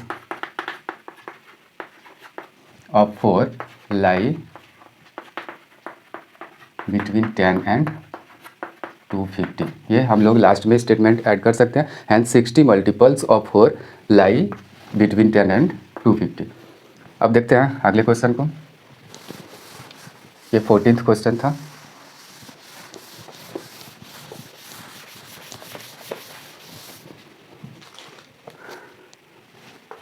अब 15 नंबर का क्वेश्चन देख लेते हैं। For what value of N are the nth term of 2 APs equal, यानी 2 एपीज गिवन दिया गया है। तो अब क्वेश्चन को पहले लिख लेते हैं। For what value of N are the nth terms of 2 APs, यानी एक पहला एपी ये गिवन है 63, 65, 67 सोन एंड दूसरा है 3, 10, 70 इक्वल। पहले क्वेश्चन को समझ लेते हैं क्या कहा गया है कि for what value of N, N का किस वैल्यू पर are the nth terms of 2 APs, यानी एक एपीज ये दिया गया है, एक एपीज ये दिया गया है कि दोनों एपी का जो nth टर्म होगा वो इक्वल होगा एन के किस वैल्यू पर। यानी ऐसा कहा गया कि ये जो एपी गिवन है और ये भी एपी गिवन है, तो इसका कोई भी nth टर्म निकालेंगे, कोई एक ऐसा nth टर्म और इसका भी कोई एक ऐसा nth टर्म कि दोनों इक्वल हो, तो n का किस वैल्यू पर, यानी कि n का तो कुछ वैल्यू आएगा ही, तो किस वैल्यू पर ये दोनों एपीज के जो है nth टर्म यानी इक्वल हो जाएंगे। तो देखते हैं, हम यहाँ पहले लिख लेते हैं सॉल्यूशन के लिए। हम लिख लेते हैं फॉर फर्स्ट एपी, यानी पहले एपी के लिए, और इधर लिख लेते हैं second AP, for second AP. अच्छा, फर्स्ट एपी के लिए ए का है तो 63 है, डी का है तो 65 में 63 को माइनस करेंगे, इसमें ये अगर माइनस करेंगे तो 2 हो जाएगा, यानी ए और डी हम लोगों को पता हो गया। और इस केस में देखें तो फर्स्ट टर्म क्या हो जाएगा 3। ऐसा लिखना ठीक नहीं होगा क्योंकि ए यहाँ हम ले रहे हैं तो यहाँ भी ए ले रहे हैं, तो एक जैसा हो जाएगा, तो इसीलिए हम लोग ऐसे वर्ड में लिख लेते हैं कि फर्स्ट टर्म, इसका फर्स्ट टर्म हो जाएगा 63 और एक कॉमन डिफरेंस इसका क्या हो जाएगा, कॉमन डिफरेंस हो जाएगा 65 माइनस 63, तो इस तरीके से 2 हो गया। यहाँ वर्ड में लिख लिया क्योंकि दोनों एपीज का सेम ही लगता ए, और अगर डी से इसको यहाँ अगर इंडिकेट करते तो फर्स्ट टर्म हो जाएगा मेरा इसमें 3, और इस केस में देखें तो कॉमन डिफरेंस हम लोगों का हो जाएगा, कॉमन डिफरेंस क्या हो जाएगा, 10 में 3 माइनस कर देंगे तो 7 हो गया, यानी सेकेंड टर्म में फर्स्ट टर्म को अगर माइनस कर देंगे तो 7, ये कॉमन डिफरेंस हो गया। और इस केस में देख रहे हैं यानी कि फर्स्ट एपी के लिए क्या है, उसका फर्स्ट टर्म 63, कॉमन डिफरेंस 2, और सेकेंड एपी के लिए क्या देख रहे हैं कि फर्स्ट टर्म उसका 3 है और कॉमन डिफरेंस 7 है। अब क्या करेंगे कि मान लेंगे कि दोनों के ऐसे मान लेते हैं, लेट द nth टर्म्स लिखते हैं ऑफ बोथ द एपीज, यानी कि दोनों एपीज के बी इक्वल। ऐसा हम मान लिए कि let the nth terms of both the APs be equal, यानी कि दोनों एपीज के जो है nth टर्म वो क्या है, इक्वल है, ऐसा हम मान लिए। अब क्या करेंगे, इसके nth टर्म और इसके nth टर्म को इक्वल दिखा देंगे और फिर n का वैल्यू हम लोग फाइंड आउट कर लेंगे। तो यहाँ हम ट्रेस करते हैं इसको। अगर हम ऐसा मान लिए तो देन हम कह सकते हैं, देन क्या हो जाएगा, nth term of first AP, ये लिख लेते हैं इधर, equal to nth term of second AP, ये इधर लिख लिए हम। ठीक, अब क्या करेंगे, nth टर्म के लिए क्या करते हैं हम लोग, एक ऐसा फार्मूला होता है first term plus n minus 1 into D. ठीक, ऐसा हम कर सकते हैं। तो यहाँ डायरेक्ट हम वैल्यू रखेंगे क्योंकि ए डी से इसको इंडिकेट नहीं किए थे, ये दोनों के फर्स्ट टर्म और सेकेंड कॉमन डिफरेंस को, तो हम डायरेक्ट यहाँ फर्स्ट टर्म क्या लेंगे 63 plus n minus 1 into D. इस केस में क्या हुआ था, 2 हुआ था। और इधर अगर देखें इसका nth टर्म, तो इसका first term plus n minus 1 और इंटू डी, इसमें 7 आया था, ऐसे कर लेंगे। फिर क्या होगा कि इसमें n का वैल्यू हम लोगों को फाइंड आउट करना है, यहाँ n निकालना है। तो हम जितने भी ये कांस्टेंट है एक तरफ कर सकते हैं, या अगले स्टेप में देखते हैं क्या करना होगा। ये 63 है ही, प्लस ये 2n हो जाएगा और माइनस 2, और इधर देखें तो 3 प्लस 7n माइनस 7, ये दोनों मल्टीप्लाई किए हैं, ये दोनों मल्टीप्लाई किए हैं। अब जो लाइक टर्म और कांस्टेंट बचेगा, सब कांस्टेंट, सॉरी ये जो वेरिएबल वाला है टर्म ये, और ये इसको एक तरफ कर लेते हैं। ये 63 में 2 माइनस किए 61 प्लस 2n और ये दोनों का कैलकुलेशन करके क्या हो जाएगा 7n और माइनस हो जाएगा 4। अब देखें तो ये 61 और प्लस 4 इसको इधर ले आए और ये 7n और माइनस इसको 2n इधर कर दिए। तो इस तरीके से अगर देखें तो ये हो जाएगा यानी कि 65 इक्वल टू 5n। ऐसा देख पा रहा है कि 7n में माइनस 2n किए तो 5n हुआ और ये 61 प्लस 4 किए तो 65 हुआ। फिर अगले स्टेप में क्या करेंगे 5n इक्वल टू 65 और देयरफॉर n इक्वल टू हो जाएगा 65/5 और इस तरीके से n का वैल्यू क्या आ गया 13 आ गया। यानी कि 13वां जो टर्म होगा इसका 13th टर्म और इसका 13th टर्म वो इक्वल होने वाला। आप वैसे भी वेरीफाई कर सकते हैं दोनों को, तो बाद में ऐसा स्टेटमेंट हम लोग जोड़ सकते हैं। तो वैसे तो वही आंसर हो ही गया, स्टेटमेंट लिखना हो तो ऐसे लिख सकते हैं hence for n equal to 13, यानी कि n के इस वैल्यू पे the nth terms of both the APs will be equal. क्या लिख दिए कि फॉर यानी hence for n equal to 13, यानी इस value the nth term of both the APs will be equal, दोनों के इक्वल होंगे यानी nth टर्म इस वैल्यू पर। ये हो गया हम लोगों का 15th क्वेश्चन सॉल्व कर लिए। अब देखते हैं 16th क्वेश्चन को, 16वें क्वेश्चन को। तो 16वां क्या है पढ़ते हैं पहले। Determine the AP whose third term is 16 and seventh term exceeds the fifth term by 12। ऐसा दिया गया है कि AP का हुज थर्ड टर्म, इसका हम यह क्वेश्चन नहीं लिखना चाहेंगे। एक AP को डिटरमाइन करने के लिए कहा गया है, यानी AP का थर्ड टर्म यानी कि इसका A3 दिया गया है 16 है और दूसरा है इसी में हम पहले ऐसे लिख लेते हैं। और दूसरा दिया गया एक सेवन्थ टर्म जो है इसका seventh term exceeds the fifth term by 12, यानी कि फिफ्थ जो टर्म है उससे 17th 12 अधिक है। तो इसी में अगर 12 को प्लस कर दें तो इसके बराबर लिख सकते हैं, या तो ऐसे भी लिख सकते हैं कि A7 में अगर A5 को माइनस करें तो 12 हो जाएगा। ये सेकेंड कंडीशन हो गया। क्या था, एक AP को हम लोगों को निकालना है। AP पूछा गया है कि डिटरमाइन करें, तो उसको AP तो हम व्हाट कर दिए और A थर्ड यानी कि उसी का तीसरा टर्म 16 दिया गया। और फिर ये भी गिवन है कि उसका जो सेवन्थ टर्म है उसके 50 मतलब फिफ्थ टर्म से यानी 12 अधिक है, तो ये दोनों का माइनस करके दिखा दिए 12। यदि दोनों का डिफरेंस है यानी कि सेवन्थ टर्म जो है ये फिफ्थ टर्म से 12 अधिक है, ऐसा भी मान सकते हैं या कह सकते हैं। तो हम डायरेक्ट अगर इसका सॉल्यूशन देखें तो क्या करेंगे, कर देंगे या केस फर्स्ट ऐसा कह सकते हैं कि केस फर्स्ट क्या है। केस फर्स्ट है कि A3 इक्वल टू क्या दिया गया था, थर्ड टर्म इसका दिया गया है AP का, वो है 16। तो इसी को अगर हम A+2D लिख लें तो ये 16th आराम से हो जाएगा। ये हो गया इक्वेशन फर्स्ट। और अगेन हम फिर लिखेंगे केस 2 क्या है। केस 2 है हम लोगों के पास कि जो सेवन्थ टर्म है और ये फिफ्थ टर्म, यही दोनों का डिफरेंस दिया गया है। सेवन्थ टर्म 15th यानी फिफ्थ टर्म से 12 अधिक है, ऐसा 15th नहीं है, ये फिफ्थ टर्म है, फिफ्थ टर्म से यानी कि ये 12 अधिक है। तो इसका अगर लिखें तो A+60 और ये माइनस हो जाएगा A+, ये हो जाएगा 4D इक्वल टू 12 लिख सकते हैं ऐसा। फिर अगले स्टेप में 6D, इसको ब्रैकेट को रिमूव करेंगे तो कुछ इस तरीके का हो जाएगा 12, ये रहा 12। फिर अगर देखें तो क्या हो जाएगा, ये A कैंसिल हो जाएगा, प्लस माइनस में है तो ये हो जाएगा 2D इक्वल टू 12। और इस तरीके से हम लोगों के पास D का वैल्यू आ जाएगा 12/6। यहाँ देख रहे हैं, सॉरी 2 इक्वल टू 6 हो गया। तो D का वैल्यू हम लोगों के पास 6 आ गया। अब इसी D का वैल्यू क्या करेंगे, इक्वेशन फर्स्ट में ये पुट कर देते हैं। तो नाउ लिखेंगे, now on putting the value of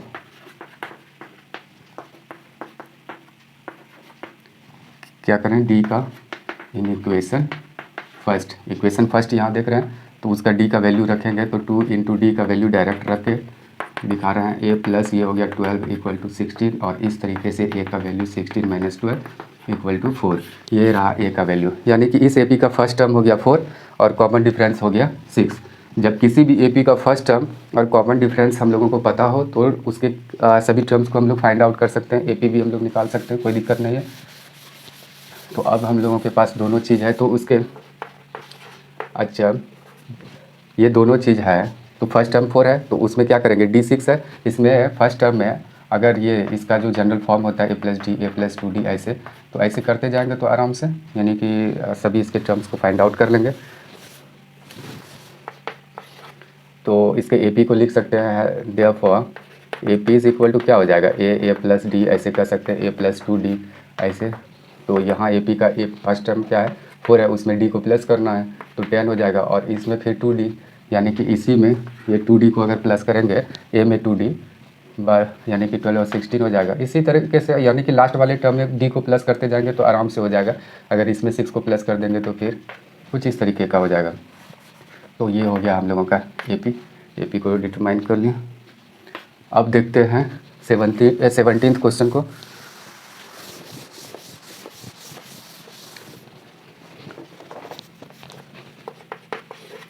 क्या है, find the 20th term for the last term of A P. अच्छा, ये क्वेश्चन लिखना चाहेंगे, क्या है, find the 20th term from the last term of the A P 3, 8, 13 और फिर इसका लास्ट टर्म ऐसा दिया गया है। हाँ, तो क्वेश्चन में क्या कहा गया है कि find the 20th term from the last term of the A Ps. ये ए पी गिवन है और इसमें ये A20 अगर लिखेंगे तो क्या हो, इसका मतलब हुआ कि ये 20वां टर्म। लेकिन ऐसा इसमें नहीं कहा गया, इसमें कहा गया है कि पीछे से इधर के 20वें टर्म को। हम लोग तो हमेशा 20वां टर्म देखते हैं तो इधर से देखते हैं, यहाँ पीछे से इधर देखने के लिए कहा गया है कि पीछे से हम लोगों को 20वां टर्म निकालना है। यानी इस केस में क्या करेंगे हम लोग, इसमें फर्स्ट टर्म जैसे कि हम लोग सीधे इधर से अगर 20वां टर्म लेते थे तो ये हम लोग ऐसे ये 3 को ले लेते थे, डी कैसे निकालते थे, सेकेंड वाले में फर्स्ट टर्म को माइनस करके निकाल लेते हैं यानी 5। ये तो सीधी बात है। लेकिन अगर जब यानी पीछे से अगर लेना हो तो उस केस में हम लोग क्या करते हैं कि फर्स्ट टर्म यानी कि ये लास्ट टर्म को ही मान लेते हैं, यानी कि 253 यानी 253 यही हो जाएगा। और डी जो करते थे यानी कॉमन डिफरेंस, तो क्या करेंगे कि लिए फर्स्ट टर्म में सेकेंड टर्म में लास्ट टर्म को यानी सेकेंड टर्म में फर्स्ट टर्म को माइनस करते थे कॉमन डिफरेंस के लिए, लेकिन इस केस में क्या करेंगे, फर्स्ट टर्म में सेकेंड टर्म को माइनस करेंगे। तो इस तरीके से -5 हो जाएगा। बस फिर बना देंगे तो कोई दिक्कत नहीं है। तो इसके सॉल्यूशन के लिए देखते हैं क्या करेंगे। सॉल्यूशन के लिए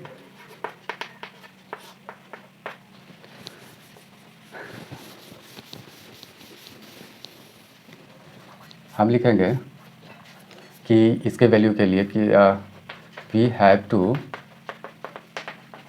फाइंड आउट द, ऐसे पहले लिख लेते हैं थोड़ा सा, find out the 20th term of the A P from the last term, ऐसे लिख दिए।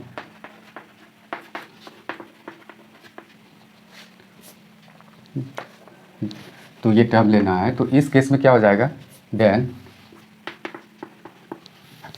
फॉर दिस, इसके लिए क्या हो जाएगा, ए का वैल्यू हम लोगों के पास 283 और डी इक्वल टू क्या हो जाएगा, 3 में 8 को अगर माइनस कर दें तो -5 हो जाएगा।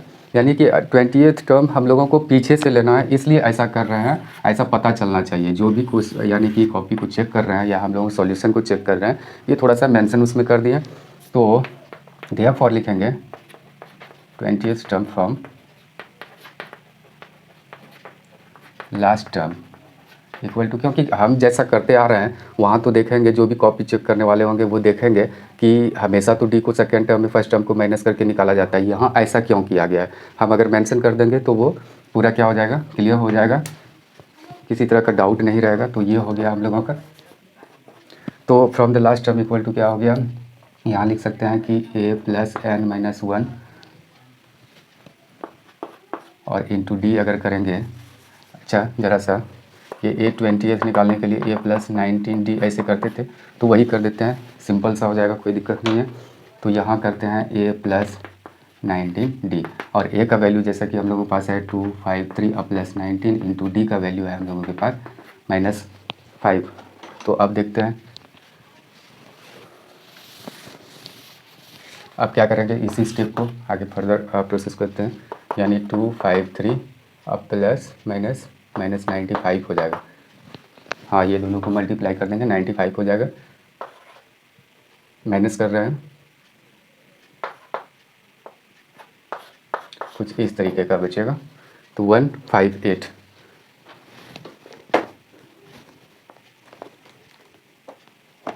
इसका आंसर चेक कर लेते हैं हम। कितने नंबर का क्वेश्चन था ये?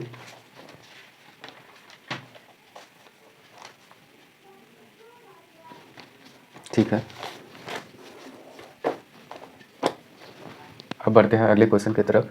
ये है 17th नंबर का क्वेश्चन। अब देखते हैं 18th नंबर। ये लास्ट टर्म से हम लोग फाइंड आउट किए हैं, यानी कि उसके 20वें टर्म को। अब देखते हैं, ये रहा इसके 18वें क्वेश्चन।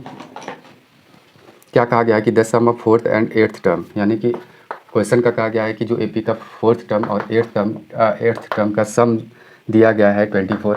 ये पहला इक्वेशन, इससे हम लोग फाइंड आउट करेंगे। And the sum of 6th and 10th term is 44। और इसका जो सम है 6th टर्म का, यानी कि सम दिया गया है तो S6 लिखेंगे, और 10th टर्म का ऐसे इक्वल टू दिया गया है 44।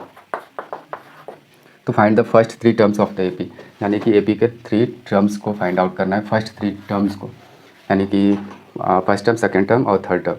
क्या दिया गया है क्वेश्चन में? 18वां जो क्वेश्चन है उसमें दिया गया है कि एपी के चौथे टर्म और एपी के 8वें टर्म का सम है 24।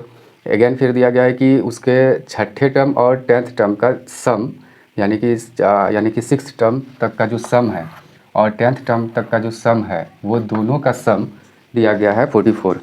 फिर से इसको रिपीट करते हैं। And the sum of the 6th and 10th term, sorry इसमें सम ऑफ 6th और 10th टर्म दिया गया था, हम यहाँ गलती से ऐसा लिख दिए।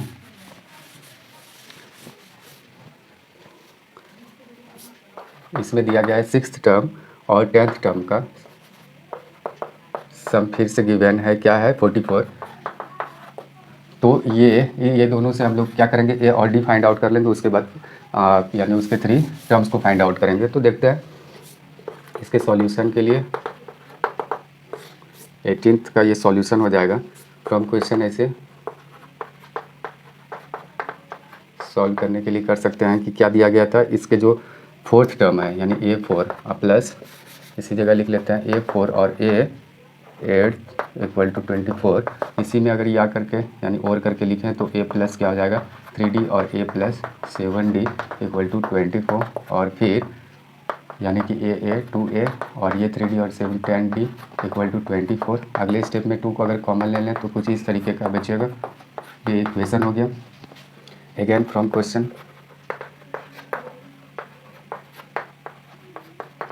क्या कहा गया है कि इसकी 6th और 10th टर्म का सम दिया गया है A6 और प्लस A10 इक्वल टू दिया गया है कितने हैं 44। इसे भी एक इक्वेशन हम लोग बना लेते हैं। A6 यानी कि दूसरे स्टेप में इसको A प्लस 5D लिख सकते हैं आराम से, और A10 को हम लोग यानी कि A प्लस 9D यानी इसके 10th टर्म को लिख सकते हैं, और ये रहा 44। इस तरीके से हो जाएगा 2A 14D इक्वल टू 44, और इसमें अगर कॉमन लेंगे तो A plus 7D equal to क्या हो जाएगा 22। ये हो गया हम लोगों का सेकेंड इक्वेशन। तो first equation A plus 5D equal to 12 ये रहा, और सेकेंड इक्वेशन हम लोगों के पास ये रहा यानी A plus 7D equal to 22। अब ये दोनों इक्वेशन से क्या करेंगे हम लोग, यानी A और D फाइंड आउट कर लेंगे। एक बार क्रॉस चेक कर लेते हैं। 2 इसमें कॉमन लिए हैं, ठीक है। अब देखते हैं ये वाला 6th और ये रहा 2A और ठीक है, और इसमें 2 कॉमन लिए हैं तो 7 इक्वल टू, ठीक है। तो दोनों इक्वेशन से अब क्या करेंगे, now from equation first and second. First वाला इक्वेशन यहाँ हम लोगों के पास है 5D इक्वल टू 12, और दूसरा इक्वेशन है A plus 7D equal to 22। ये रहा हम लोगों का फर्स्ट और ये रहा सेकंड। अब देखते हैं ये दोनों से क्या करेंगे, सब ऑन सब्ट्रैक्टिंग, दोनों को माइनस करने पर अगर देख लें तो ये दोनों कैंसिल हो गया। -2D इक्वल टू क्या हो जाएगा -10, और इक्वल टू और देयरफॉर D इक्वल टू करेंगे तो ये तो माइनस माइनस कैंसिल, या तो ऐसे भी लिख सकते हैं इक्वल टू 5D का वैल्यू हम देख रहे हैं कि 5 आ गया। अब इसी D का वैल्यू हम लोग यानी कि इक्वेशन फर्स्ट या सेकेंड में सब्सटीट्यूट कर देते हैं। उसके बाद देखते हैं now on take the value of यानी कि ये D इन इक्वेशन फर्स्ट में इसका वैल्यू हम लोग रख देंगे किसमें, इक्वेशन फर्स्ट में, यानी A plus 5D equal to 12 है। एक बार लिख लेते हैं पहले इसको। A का वैल्यू तो नहीं है, D का वैल्यू हम लोगों को इसमें रख देना है। 5 ही हुआ है और इस तरीके से ये 25 इक्वल टू 12 हो गया। देयरफॉर अगर ए कहे तो 12 में 25 हो गया, तो क्या हो गया 13 हो जाएगा, माइनस में -13 हो गया ए का वैल्यू। अब हम लोगों के पास ए भी आ गया है, डी भी आ गया है, यानी कॉमन डिफरेंस और फर्स्ट टर्म दोनों है। तो इस तरीके से ए पी के थर्ड टर्म को फाइंड आउट करना है। तो देयरफॉर हम कह सकते हैं A1 इक्वल टू ए ही हुआ, ए का वैल्यू तो -13 देख रहे हैं। A2 निकालना है, A प्लस 1 डी कर देते हैं, तो ए का वैल्यू हम लोग -13 है, अब प्लस उसमें डी का वैल्यू 5 कर देंगे, तो इस तरीके से -8 हो जाएगा। और थ्री टर्म्स को फाइंड आउट करना था, इसीलिए वो कर रहे हैं। तो ए का वैल्यू क्या है हम लोगों के पास -13 और +2 इंटू डी का वैल्यू हम लोगों के पास -13 है। तो इस तरीके से हो जाएगा, -13 था, सॉरी -13 ए का वैल्यू है, ए का वैल्यू है -13 और +2 इंटू डी का वैल्यू 5 है, -13 और +10 हो जाएगा इस तरीके से -3। तो ये देख रहा है, ये -13 -1 और -3 इसके फर्स्ट 3 टर्म्स हो गए ए पी के। अब देखते हैं अगले क्वेश्चन को। नेक्स्ट क्वेश्चन क्या है हम लोगों का, यानी अब 19th नंबर का question. Subbarao started work in, इसको पढ़ते हैं। Subbarao started work in 1995। एक सुब्बाराव नाम के एक व्यक्ति है, वो काम स्टार्ट करते हैं 1995 को, at the annual salary of 5000 rupees. Annual salary उसका यानी कि 5000 रुपये है। एनुअल सैलरी है, वार्षिक सैलरी है, यानी कि उसको यानी कि वर्ष में ऐसा मिलता है। And received an increment of 200 each year. अच्छा, 1995 को वो अगर ज्वाइन किए हैं तो पहले साल इसको मिले हैं 5000, फिर इंक्रीमेंट है इसका 200 रुपीज़ का, 200 रुपीज़ का इंक्रीमेंट है, यानी बढ़ोतरी होता है प्रत्येक साल 200 रुपये का, यानी कि ईच ईयर ऐसा लिखा गया है। तो 1996 में इसका हो जाएगा, इसमें 200 प्लस कर देंगे तो क्या हो जाएगा 5200 रुपये। और अगर फिर इसमें देखें 1997 में अगर देखें तो इसमें फिर प्लस 200 हो जाएगा, क्योंकि 200 बढ़ोतरी हो रहा है, तो इस तरीके से 5400 रुपये हो जाएगा। तो ऐसे 200 बढ़ते जा रहा है, तो यानी पहले साल है 5000, फिर हो जाएगा 5200, फिर हो जाएगा 5400, फिर हो जाएगा 5600, यानी कि 5600 रुपीज़। ऐसे ही ये एनुअल इनकम है, सॉरी एनुअल सैलरी है, प्रत्येक साल का इतना मिल रहा है, तो इंक्रीमेंट 200 रुपये का हो रहा है। तो फिर कहा गया है received an increment of 200 each year, in which year did his income rich 7000 rupees. और किस साल में, जैसे कि अभी हम बताएं कि ये है 1995 में ज्वाइनिंग जिस ईयर किए हैं उसी ईयर 5000 मिला है, फिर 1996 में, फिर 1997 में, तो कहते हैं कि किस साल इसकी सैलरी 7000 रुपये हो जाएगा। यानी कि यहाँ तो 1998 में, तो ये ईयर नहीं है, ईयर ही फाइंड आउट करना है, यानी कितने सालों के बाद, कितने सालों के बाद नहीं, किस ईयर ऐसा होगा, यानी हम लोगों को ये बताना है, ये बताना है ऊपर वाला। तो देखते हैं क्या करेंगे। तो इसका यानी कि ये जो सैलरीज़ का जो सीक्वेंस होगा, यानी एनुअल सैलरी का, तो वो क्या होगा एपी में होगा, क्योंकि 200 का ही इंक्रीमेंट हो रहा है, यानी कॉमन डिफरेंसेस इसका डी निकल, यानी 200 रुपये होगा। तो हम लिखते हैं, लिखेंगे कि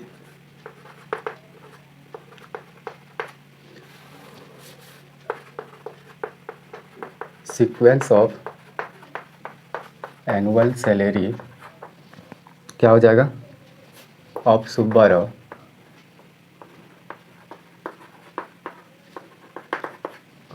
sequence of annual salary of Subbarao will be in AP as follows, यानी इस तरीके के होंगे। वो इन रुपीज़ लिख लेते हैं यहाँ ब्रैकेट में, कि वो रुपीज़ में है, क्या है एनुअल लिख दिया, यहाँ मेंशन कर दिया कि पहले साल 5000, फिर 200 का इंक्रीमेंट है, तो ये क्वेश्चन के ही अनुसार हम लोग लिखे हैं ऐसा। अच्छा, कोई साल इसका 7000 रुपये इनकम हो जाएगा। तो ये ज्वाइनिंग जो ये ईयर है ये 1995 में किया है, 1995 में, तो ये किस ईयर में इतना हो जाएगा वही बताना है।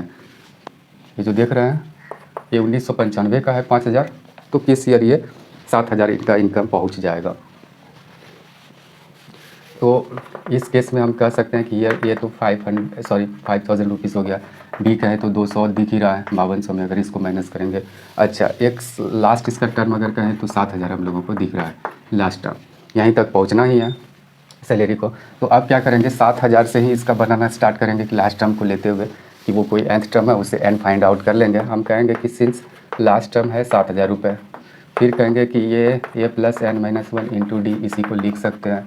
कोई भी नेक्स्ट टर्म है एनी नेक्स्ट टर्म, तो ए का वैल्यू हम लोगों के पास क्या था 5,000 रुपीज़ n-1, और डी का वैल्यू हम लोगों के पास 200 रुपये था।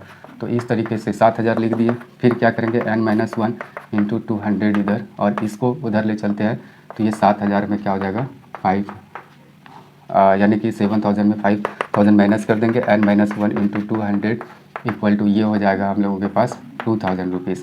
उसके बाद फिर n-1 करेंगे, तो ये 200 को अगर उधर ले चलें तो कुछ इस तरीके का डिवाइड में आ जाएगा, ये 10 हो जाएगा। देयरफॉर n का वैल्यू अगर देखें तो 10 + 1 यानी 11 हो जाएगा। यानी 11वें साल, यानी n का वैल्यू देख रहा है कि ये जो 7,000, ये जो सीक्वेंस ऐसे आके 7,000 आया था, यानी कि वो 11वां टर्म है उस एपी का, जो एपी फॉर्म कर रहे हैं एनुअल सैलरी का, जो ये एपी था 11वां ये टर्म है। तो यानी कि पहले साल 200 इंक्रीमेंट हुआ, तो 11वें साल तक में ये यहाँ तक पहुँचेंगे।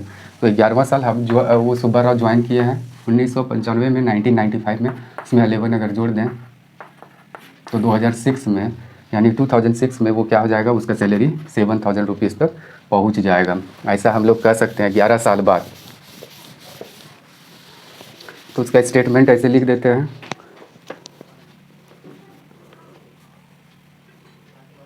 अच्छा, in which year did his income reach 7,000 rupees. तो हैंस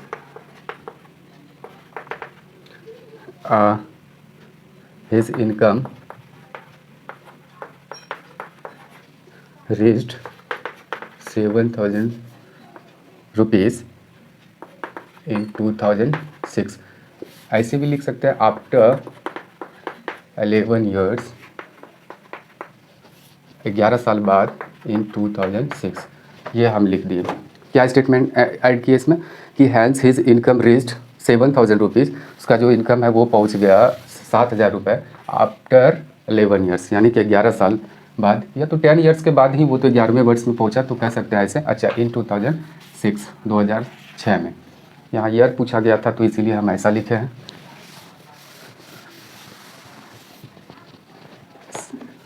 अब इसका देख लेते हैं 20वां question. Ramkali saved 5 rupees in the first week of a year. Ramkali 5 रुपये बचाती है फर्स्ट वीक में साल के, यानी कि कोई ईयर है उसके फर्स्ट वीक में, ये रहा फर्स्ट वीक, उसका है saving 5 rupees. Then increase her weekly saving by 1.75 rupees, यानी कि फिर सेकेंड वीक में कहते हैं कि उनका इंक्रीमेंट, यानी कि थोड़ा सा इंक्रीज़ कर रही है, कितने रुपए का 1.75 रुपीज़ का। यानी कि पहले सप्ताह किसी साल में रामकली नाम की एक लड़की है, वो पहले सप्ताह 5 रुपये बचाती है उसी साल के। दूसरे सप्ताह, जैसे कि 52 सप्ताह अगर साल में होते हैं, तो पहले सप्ताह में वो बचाती है 5 रुपीज़, सेकेंड वीक में फिर इंक्रीमेंट होता है 1 रुपये 75 पैसे का। तो इस तरीके से इतना हो जाएगा। 5 में अगर उसको ऐड करेंगे तो थर्ड वीक में उसका सेविंग क्या हो जाएगा वो भी देख लेते हैं। Then increase her weekly saving by इतना, तो if the nth week her weekly saving become to 20 rupees. अच्छा, 20.75 रुपीज़ ऐसा कुछ दिया गया है। फिर इसमें अगर 6.75 में अगर उसमें प्लस कर दें ये, तो क्या हो जाएगा 850, ये जो है रुपीज़ में है, यानी कि 8.5 रुपीज़ ऐसे हो जाएगा। तो क्या करना है हम लोगों को कि ये आगे इसमें क्वेश्चन में कहा गया है कि if in the nth week, यानी कि यही सेविंग, यानी फर्स्ट वीक का ये था, सेकंड वीक का ये, थर्ड वीक का ये, करते करते अगर एक सेविंग आ जाए वो 20 रुपये 75 पैसे पर, यानी 20.75 रुपीज़ पर अगर आ जाए, तो फाइंड एन। यानी कि ये तो थर्ड ऐसे लिखे हैं, थर्ड टर्म ऐसे करते करते, यहाँ तो टर्म पता नहीं है, तो वो ए एन ऐसा मान लेंगे कि उसका ये है आगे का कोई टर्म, तो वो एन का वैल्यू फाइंड आउट करना है। तो हम पहले इसको लिख लेते हैं कैसे क्या करना है। ये तो एपी फॉर्म कर ही रहा है, क्योंकि जो इसमें जो इंक्रीज़ हुआ है उसका सेविंग, तो वो एक डिफिनिट नंबर ही इंक्रीज़ हो रहा है, यानी 1.75 इंक्रीज़ हो रहा है। यहाँ लिखेंगे the sequence of Ramkali saving, या इन रुपीज़ ऐसे लिख लेते हैं, will be in AP as follows. क्या हम लिख लिए, ये लिखने के बाद सारा चीज़ हम डिक्लेयर कर देते हैं। जैसे कि यहाँ हम लिख लिए the sequence of Ramkali saving, Ramkali weekly saving यहाँ अगर ऐड कर दें तो ज़्यादा अच्छा रहेगा। ये वीकली सेविंग है in rupees, will be in AP, वो एपी में होगा एज फॉलोज तो देख लेते हैं। पहला है 5, फिर हो जाएगा 6 रुपये 75 पैसे, फिर इसमें जोड़े थे तो ऐसा कुछ हुआ था 1 रुपीज़ 75 पैसे को अगर जोड़े थे पैसा। तो ये लास्ट वाला कितना था, इतना रुपए। तो ये ठीक, तो इसमें ये तो ए है, तो हियर हम ऐसा कह सकते हैं कि ए तो मेरा 5 है। डी अगर कहेंगे तो वही इंक्रीमेंट जो हुआ, मतलब इसमें जो बढ़ोतरी 1 रुपये 75 पैसे का है तो वही हो जाएगा 1.75 डी। अच्छा, इसमें अगर इसको माइनस करेंगे तो, और अगर कोई भी एंड टर्म यानी लास्ट टर्म हम लोगों के पास क्या है, ये यानी ये एन टर्म ऐसे इसमें कहा गया है कि कोई एन टर्म ए एन दिया गया है 20.75, यानी किसी सप्ताह उसका जो सेविंग है हो गया है इतना, तो वो एन का वैल्यू क्या होगा यही करना है। तो हम देखते हैं ये ए यहाँ इधर लिख लेते हैं। ए का क्या है वैल्यू 5, डी का वैल्यू 1.75। अब अच्छा, कोई भी ए एन टर्म तो 20.75 है। कई लोग इसको गलत तरीके से पढ़ते हैं, ध्यान देना है कि पॉइंट के बाद 1 डिजिट करके पढ़ना होता है। ऐसा नहीं कि 20.75 ऐसा नहीं करना है। जैसे कि ये अगर रहे, सॉरी, ये ऐसे रहे तो ये नहीं है कि 1.47 ऐसा नहीं करना है, 1.47 इसको पढ़ना है। तो यहाँ हम क्या कहेंगे कि सिंस ए एन कोई भी अगला टर्म कुछ इस तरीके का गिवन है तो a plus N minus 1 into d, इसी को लिख लेते हैं इसका फॉर्मूला। फिर ए का क्या है वैल्यू 5 है, एन का वैल्यू तो फाइंड आउट ही करना है, डी का वैल्यू 1.75 है इक्वल टू 20.75। अब इसको 5 को उधर शिफ्ट करना है, तो पहले प्लस वाले चीज़ को उधर ले चलते हैं। 20 ये हो गया, तो ये रहा माइनस में।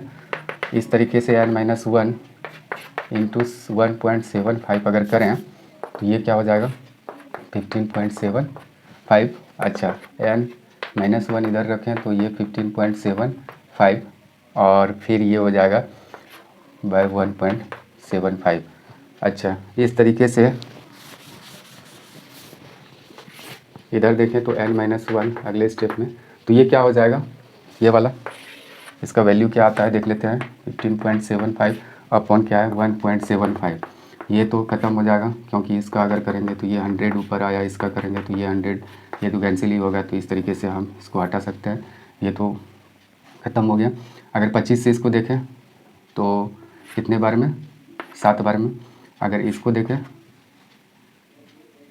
कितने बार में, 9 टाइम्स में हो रहा है, तो डायरेक्ट इसको हम यहाँ 9 लिख लेते हैं। Therefore n equal to 9 plus 1 equal to 10, n का वैल्यू 10।